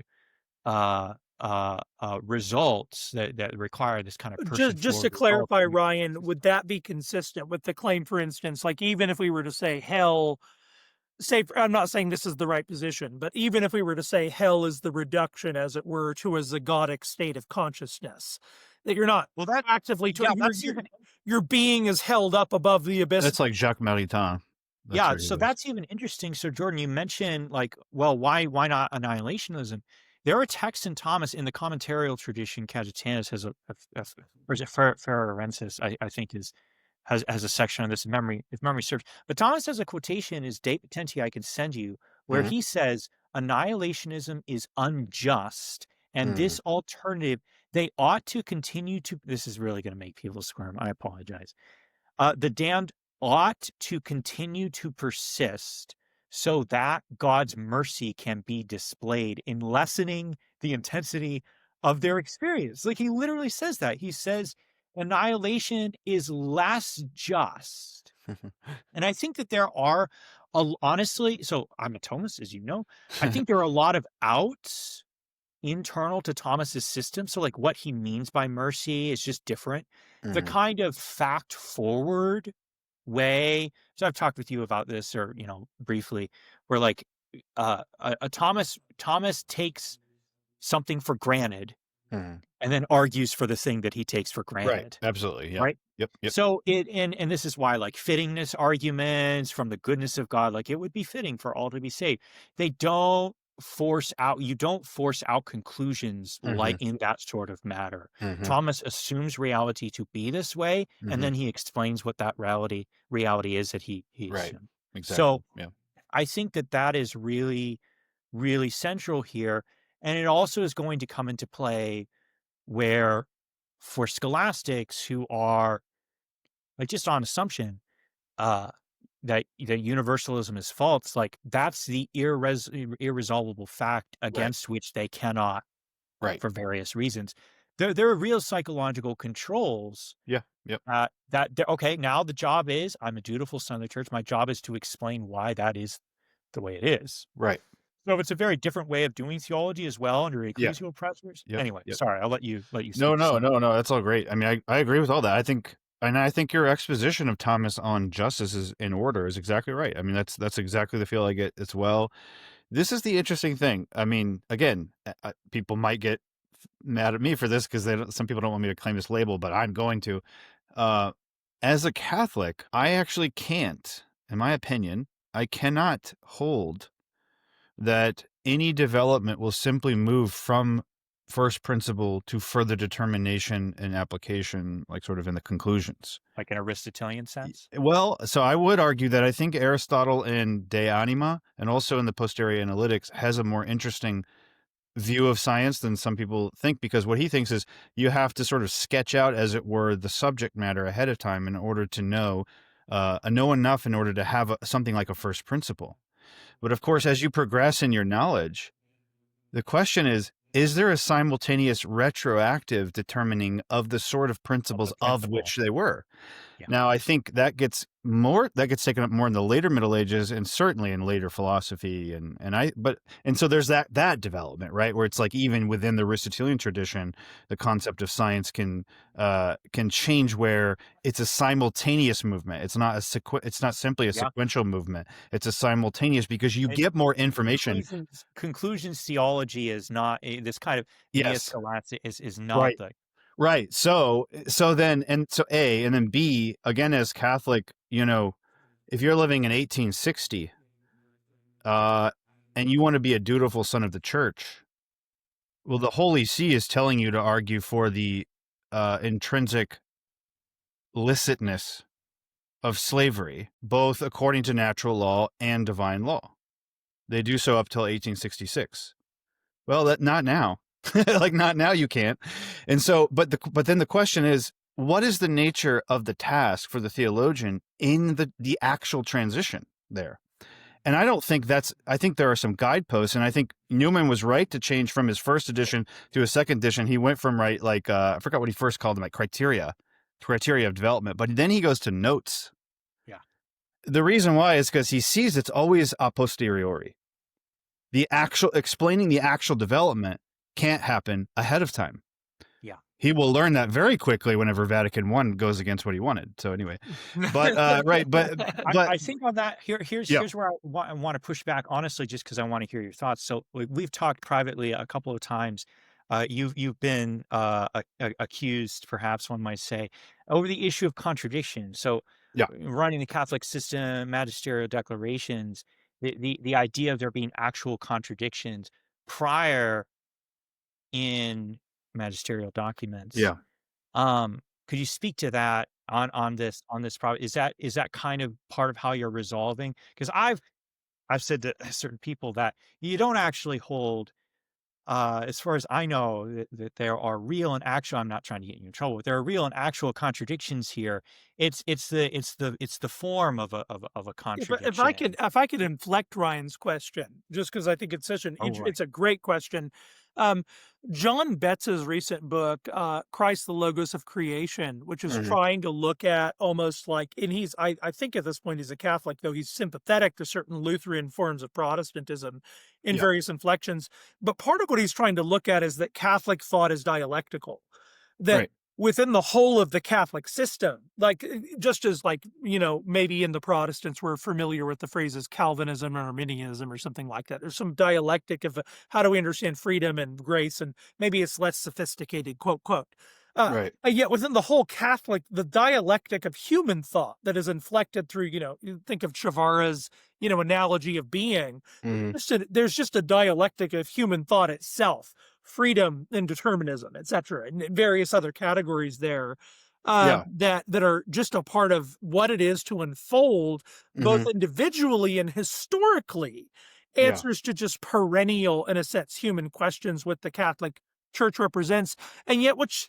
In another sense, I'm coming at this as a bit of a Protestant, and so Catholics might, as an institutional hierarchy, have their own answer to this question. But if you were to kind of expand and say, like, maybe there's a whole global church, maybe including Catholics, Orthodox, and Yeah, of course, yeah. sometimes Protestants, Yep. what is that? There's a dialectic, there's a hive mind dialectic of issues Mhm. within which universalism, perhaps, and its alternative are Well, playing. Yeah, yeah, go ahead.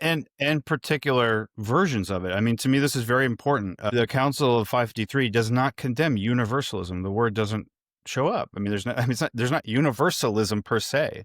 It condemns very specific theses and versions of that, which I won't go into here. But canons 2 and 14. Again, I'm not. I mean, let's say they're fully authoritative. So, similarly, when I come to the Latin scholastics, it matters for me that they didn't fully know, say, Origen, or they didn't know what he says in Homily 1 of Jeremiah. They didn't know what he says in And Book by the way, 5, Chapter you 8. you Yeah, are absolutely right. Even in my presentation, I mean, I've studied Origin somewhat, not nearly as much as someone such as yourself, but I'm running Thomas's knowledge of exactly. or in my head, Yeah, and this is what Thomas thinks Origin holds. right. And there are lots of cases where I know, like, well, Thomas, you have Origin wrong because you never read Origin. Yeah, Okay. right. Yeah, Um, right, right. so that Yeah, the issue sure. of arguing against a straw man, where I do find it still very, very valuable, and now we're going off in a different track, is um well, at least the position that he's critiquing Hmm. needs to be critiqued. So one Yeah, thing, you mentioned the stain versus the culpa and things of that sort. There are quotations, and I gave them in the I sent them to you in the longer document, hmm, hmm. which you understandably did not have time to read. But Thomas will often revert to this kind of stain language, which, Yeah, as far as I'm aware, is maybe a bit more uh, traditional, for lack of better terms, or at least patristic way of thinking. It's more of a stain of sin rather this kind of culpa. And so and it's the same idea. So the stain persists for so long, therefore the culpa, and therefore the point. So it's this stacked. hmm, Um, so it is there, but I do run it back to someone like Origen to explain, well, how is the stain removed? hmm. And as far as I can see on Thomas's system, he doesn't have a satisfactory answer that works within Thomas's system, Right. if that makes sense. Would Totally. you Yeah. would you agree with that? Would you speak to that? No, I agree with you on that. And that gets into other issues as well, right? In terms of like the fixity of the will. Like it's very interesting. Maximus has 2 letters where he argues against this. He thinks that the disembodied soul can have its own activity. I think Actually, even hylomorphism versus Platonism is yeah. really doing a Yes, lot of work. exactly. And like Maximus has again for Christological reasons, but as he applies them everywhere. But he ends up saying like he actually has 6 or 7 arguments against why it is we should against the idea that the soul does not have activity post-mortem and apart from the body. One of them is that he thinks if you limit the activity of the soul to the body as a condition, you're basically thinking of the soul as a second body. You ran for that, but anyway, so we have like those issues as well. But I think the big meta point here that I want to get to is that when Thomas rejects what he is calling Origen's view or whatever he's calling, right? We can, like, the good thing about him being ignorant or inaccurate on some of that is that then we can say, yeah, what he's critiquing is right. That doesn't amount to, like, it amounts to a rejection of the universalism they knew, and within the confines that you laid out, right? And the thing is, even the authorities' judgment at that point that they're citing and so forth. Now they're selective with their citing because they'll cite 112 and 113, but not 98.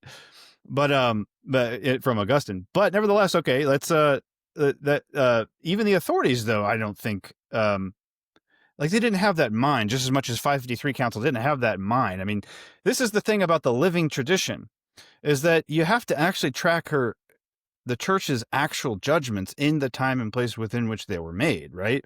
And that's what's rejected, and the reasons given for that. And this is something that's ongoing and we participate in. I mean, I have no authority, but nevertheless, as someone trying to think through it. So now about the contradiction thing, I just want to say real quick. So look, I think if you're going to think that the magisterial tradition is divinely inspired in some sense so that it's authoritative, you need to approach her interpretation of that tradition the same way you do when you say that the Holy Scriptures are divinely inspired and authoritative. And we could just ask the question there, are there contradictions in Scripture? Apparent contradictions. Contradictions, right? Okay. And so it's like, but they do appear as contradictory. Then you do and there are, they're understood. Sometimes they're understood as they are actively interpreted as actually intended. Exactly. Yeah. Yes, intended contradictions, etc., etc. Intended is it intended? Like I love that Ryan said apparent contradiction because I'm such a Protestant. Yeah, but it's like a dialectic. Is the word dialectic? It's like the scriptures are working in an almost conversational fashion. I'm just saying this for those who might not be more initiated to these categories, right? But like, there's a sense in which the scripture is always true. But it's working in a dialectical fashion where A, B, and it's working on you in a whole personed way. That's a whole person way. And look, again, this might be just where I'm coming from. Yeah. But like, especially mid 20th and late 20th century Catholic theology, post Vatican II, Yves Congar, et cetera, But I think, again, all the way back to the early 19th century Tübingen Catholic theologians, or Newman's, the organic view of development. The logic of an organism is not the same as the logic of a syllogism. And therefore, how you judge whether something is contradictory changes in each context. So, like, let's ask the question, does a frog have a tail? Well, it did. And it later doesn't. Is that a contradiction? Not really. Not in the sense of like the logical sort of, law of non-contradiction in that sense, usually as it's framed. But it is a way. It is a context within which you would say of the same subject. See, it is tailless and is. Yeah, I'm not convinced you and I entirely agree on these. Probably we don't. So I think I'm approaching it for good or for bad. Like, take it or leave it. I'm running how Thomas thinks about the nature of a contradiction. Nature of a contradiction bears upon the intellect and the contingency of a judgment that's made at a certain time with a certain intellect. And that judgment in the intellect is indexed to reality as it stands, and reality shifts and things of that sort. So that's the kind of metrics I'm running in my head. The issue, though, because there are, you use the example of a frog. Those are contingent and changing truths. Some of these other truths, this of a state of being, so it's temporally indexed. I mean, this is probably we might be getting to it, but this is where I do think, and people are really going to hate me now. I think it's important to bring in like thinkers like Karl Rahner, because the event of revelation isn't just a disclosure of an immutable truth; it's a disclosure of an immutable truth to mutable intellects. that's an event. There are going to be strong differences here, though. I Right. do think. No, but I'm just saying, I think ultimately I run this all the way back to Christology, that the form of revelation is Christ incarnate. You're such a Gordian Catholic. Oh my God. So yeah, that's what John Betts says about me. Can I ask this? Yeah. Really, because I think it'll clarify the differences between you.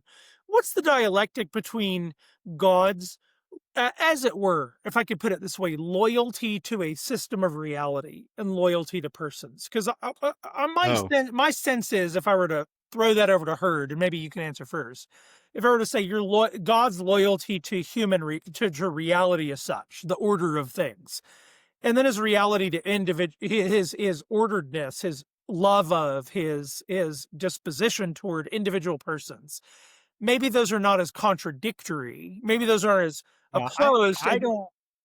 I'm not convinced that you, Joe, have not committed the ontotheology fallacy. And I'm speaking tongue in cheek. Yeah. But I don't think the question is a good question either way.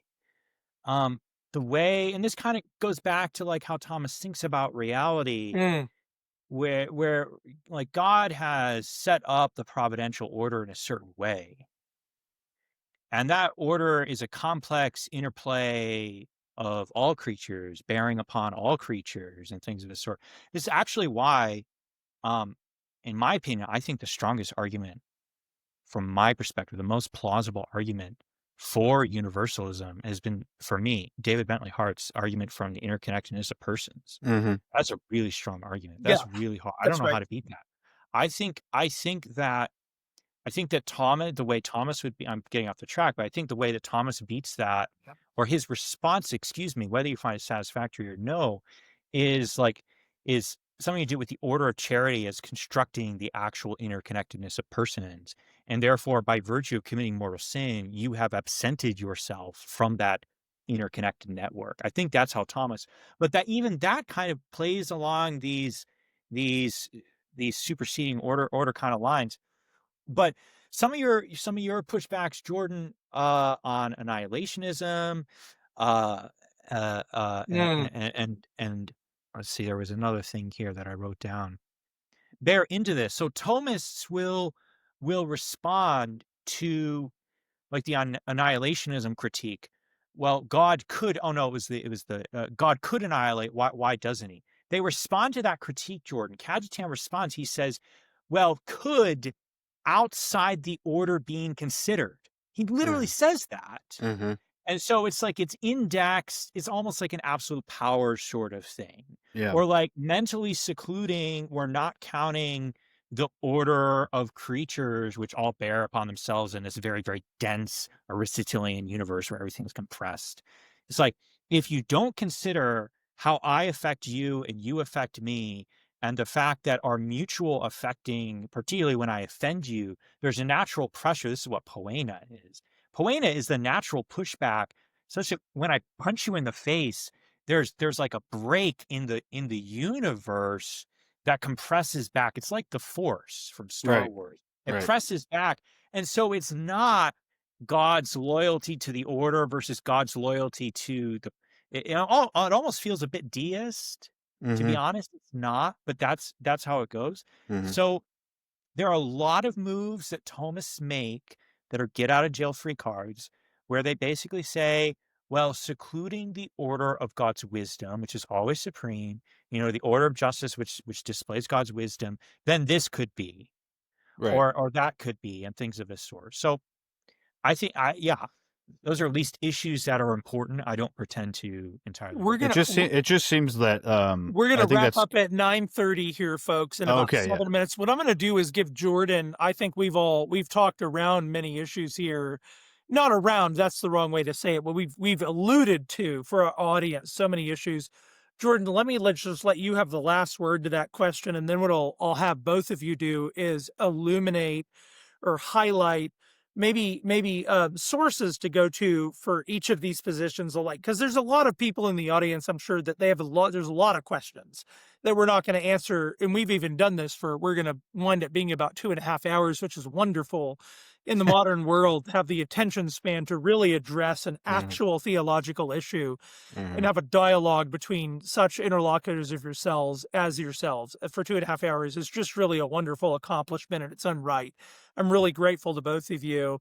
So go ahead and answer that, Jordan. And then what I want both of you to do perhaps is just elucidate if grandma or the intellectual grandson of grandma wants to go grab on to the exegetical and the principial issues, where do they go after this for both of you? And I think that's how we'll conclude the night. So you go ahead, Jordan, and then both of you tell us where to go after this.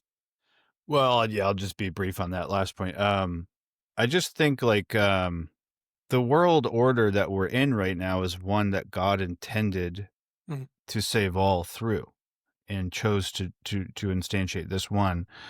If we take those scriptural verses and, like, say, the current catechism or John Paul II saying it's quote a real possibility that everyone will be saved. Now I get the point about we have a possibility considered. Okay, at that point it's like, well, then I don't know why that's not a communication for us. It's not about our world, and surely God knows that. So why even say it, right, at all at that point? So there's sort of like deeper questions of like, what did he start? And I do suspect sometimes that there is a deeper sort of conception that, because of God's aseity or whatever, that there's a sort of fundamental, like, we have to guard God's sovereignty or maybe say transcendence by hedging him around without being overly attached, as it were, to his creation, and rather just be interested in his order. But I do think at that point, if you see the incarnation as the disclosure of the beginning, middle, and end of God's love, and to quote Maximus, the innermost goodness of of the Father revealed to us, because this is what he wants for each and all, then that's the part. So I do think the objection comes to from love, not just from mercy or even really just from justice. But anyway, there's more to be said there, but let's just go. Yeah. Well, both of you, just thank you for just such a scintillating conversation. I think both of you agree that this reduces down in some sense to principial judgments that are made in the mind and then transfer as it were into other theological issues. Nevertheless, there are many people in the audience. There are many people who are going to watch this afterwards. It'll be made public within a day or two. Who are going to be wanting to ask, like, how do I judge between these two positions? What are the sources I could go to that'll help me navigate these? And I think certainly from a Davenant Institute context, which is a more Protestant context than a Catholic context for the most part, even though there's a deep appreciation for Catholic metaphysics after Thomas and even for the Eastern tradition, there's a sense of like, where would I go to handle the exegetical things, right? Like, we all read the Bible, we all see words like wrath, we all see words like, the worm shall never, whatever, and the smoke of their torment shall go up forever. We all see these terms. Where do we go to handle an exegesis of these, but also to get at those principial issues? And it might be simply Thomas himself for Bird, right? But I'll just leave that with both of you, and then we'll conclude our evening. Go ahead and I'll have you go first, Jordan, and then we'll conclude with our beloved brother Erd. So if you're talking specifically about scripture, well, I'll plug in, because I saw he's in here too. I think Father Al Kimmel's book "Destined for Joy" has some really good chapters in there that are relevant. I do, though, feel like I want to just say you got to read like Origen's homilies, say on Jeremiah or on Joshua, or read Maximus the Confessor's Questions to Thalassius. And I know it's a controversial issue whether or not he's a universalist, but yeah. So I don't have a very good one-stop sort of shop. Well, at this point, I didn't expect either yeah. of you to. I'm well initiated enough in this to know how complicated this goes. Real briefly, Jordan, when are you're translating the letters of Maximus, which is a really exciting project. When will that be? When do you think that'll be available? Wow. My guess would be the end of next year. But I keep saying this stuff. People are gonna get mad at me because but then it keeps pushing up. But I'm 20 pages away from finishing the actual translation. But I got to write an introduction, which I plan but haven't written. So that's incredible. So that's all. Maybe I should just say that. I shouldn't promise any. Yeah. What I should say is everybody look out, because it's like he's translating currently the letters of Maximus. It's on the back. I know, it's ridiculous. Yeah, no, brother. I That's understand. to keep me humble, you know.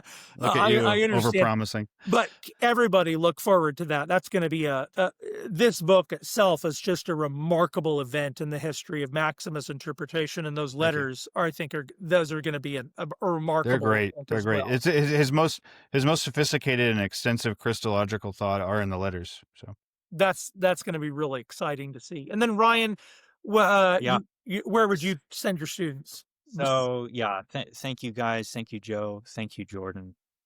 My answer to this question, I'm going to be a contrarian and say, because I think maybe Jordan would agree with me with this, but I go read the Fathers until you find it, because you need to read enough of the Fathers and enough of, say, Thomas and so on, so your mind is mature enough. And if you don't know where to look, then maybe you ought not be looking. You need to take some time. I think that if universalism is the case, that it is something that only a very mature mind ought to be dealing with. Maybe Jordan would disagree with that. I don't want to start putting words in his mouth, but I think that a lot of fathers were closeted universalists for precisely reasons, and that Holy Scripture, if universalism is the case, an awful lot of Holy Scripture is rhetorical and has the epistemic status of Plato's Noble Lies for reasons. It's how I would handle it. So either universalism or infernalism, you need to act as though hell were real. Some hell is real. Some hell is very, very deep. Very, the suffering is very severe, and you need to grow in grace and virtue and charity, and things of this sort. So. I refuse to answer the question. If you don't know, go read the Fathers until you find it, because reading the Fathers, you will be ready to find it then. Or just read Maximus and Origen. Maximus and Origen. Well, gentlemen, this has been just really what a wonderful event, and this has really been a wonderful conversation, charitable between people holding different positions, and it's the kind of conversation that I hope we just continue on having for the next many decades, as long as we're alive. It's wonderful to see we're not murdering each other these days about these kinds of questions, and that we can have these kinds of dialogues, and we can have them perpetually. I hope, Jordan, that we'll remain in wonderful dialogue for the next several decades, and you and Herd will be in, and Davenant, as a kind of Protestant institution, can interact with all of these positions from the Fathers and in these sorts of things. It's been a wonderful conversation. I'm very, very grateful to you both, and I know that our audience is grateful to you both, and that's basically all for this evening. Thank you for both of us. Thank you to our audience for coming. Thank you to Dale and Pietus and Christ College for co-sponsoring, and as well, thank you finally to Michael Riggins, our good tech guy who's been behind the scenes making sure all this goes well. You two are fantastic. I've read both of you, and I encourage, despite your differing positions on this, there's a Substack. Michael Riggins has told me that Jordan runs, and there's a Substack that or Ryan. Oh, there's Jordan Wood's Substack right there. Click on look at that. link. Right there, you can click, if you're watching live right now, that link, you can click on Jordan Wood's Substack, and then Ryan Hurd's Substack right there. You can click on that one right there. Please subscribe to both of these and support these gentlemen, because they're not just reflecting on the whole Christian tradition, bringing it to bear for modern intellectuals, really working through the tradition and the scriptures themselves, because both of these gentlemen deeply respect the scriptures. And I just don't want to get away from the respect that both of these gentlemen have for dealing with these exegetical questions that are maybe precious to us. But follow both of their work, and if you're able, I really, really encourage you to support both of their works. And with that, we will conclude the evening. Thank you again, especially to Jordan Daniel Wood and to Ryan Hurd for this interaction. Thank you.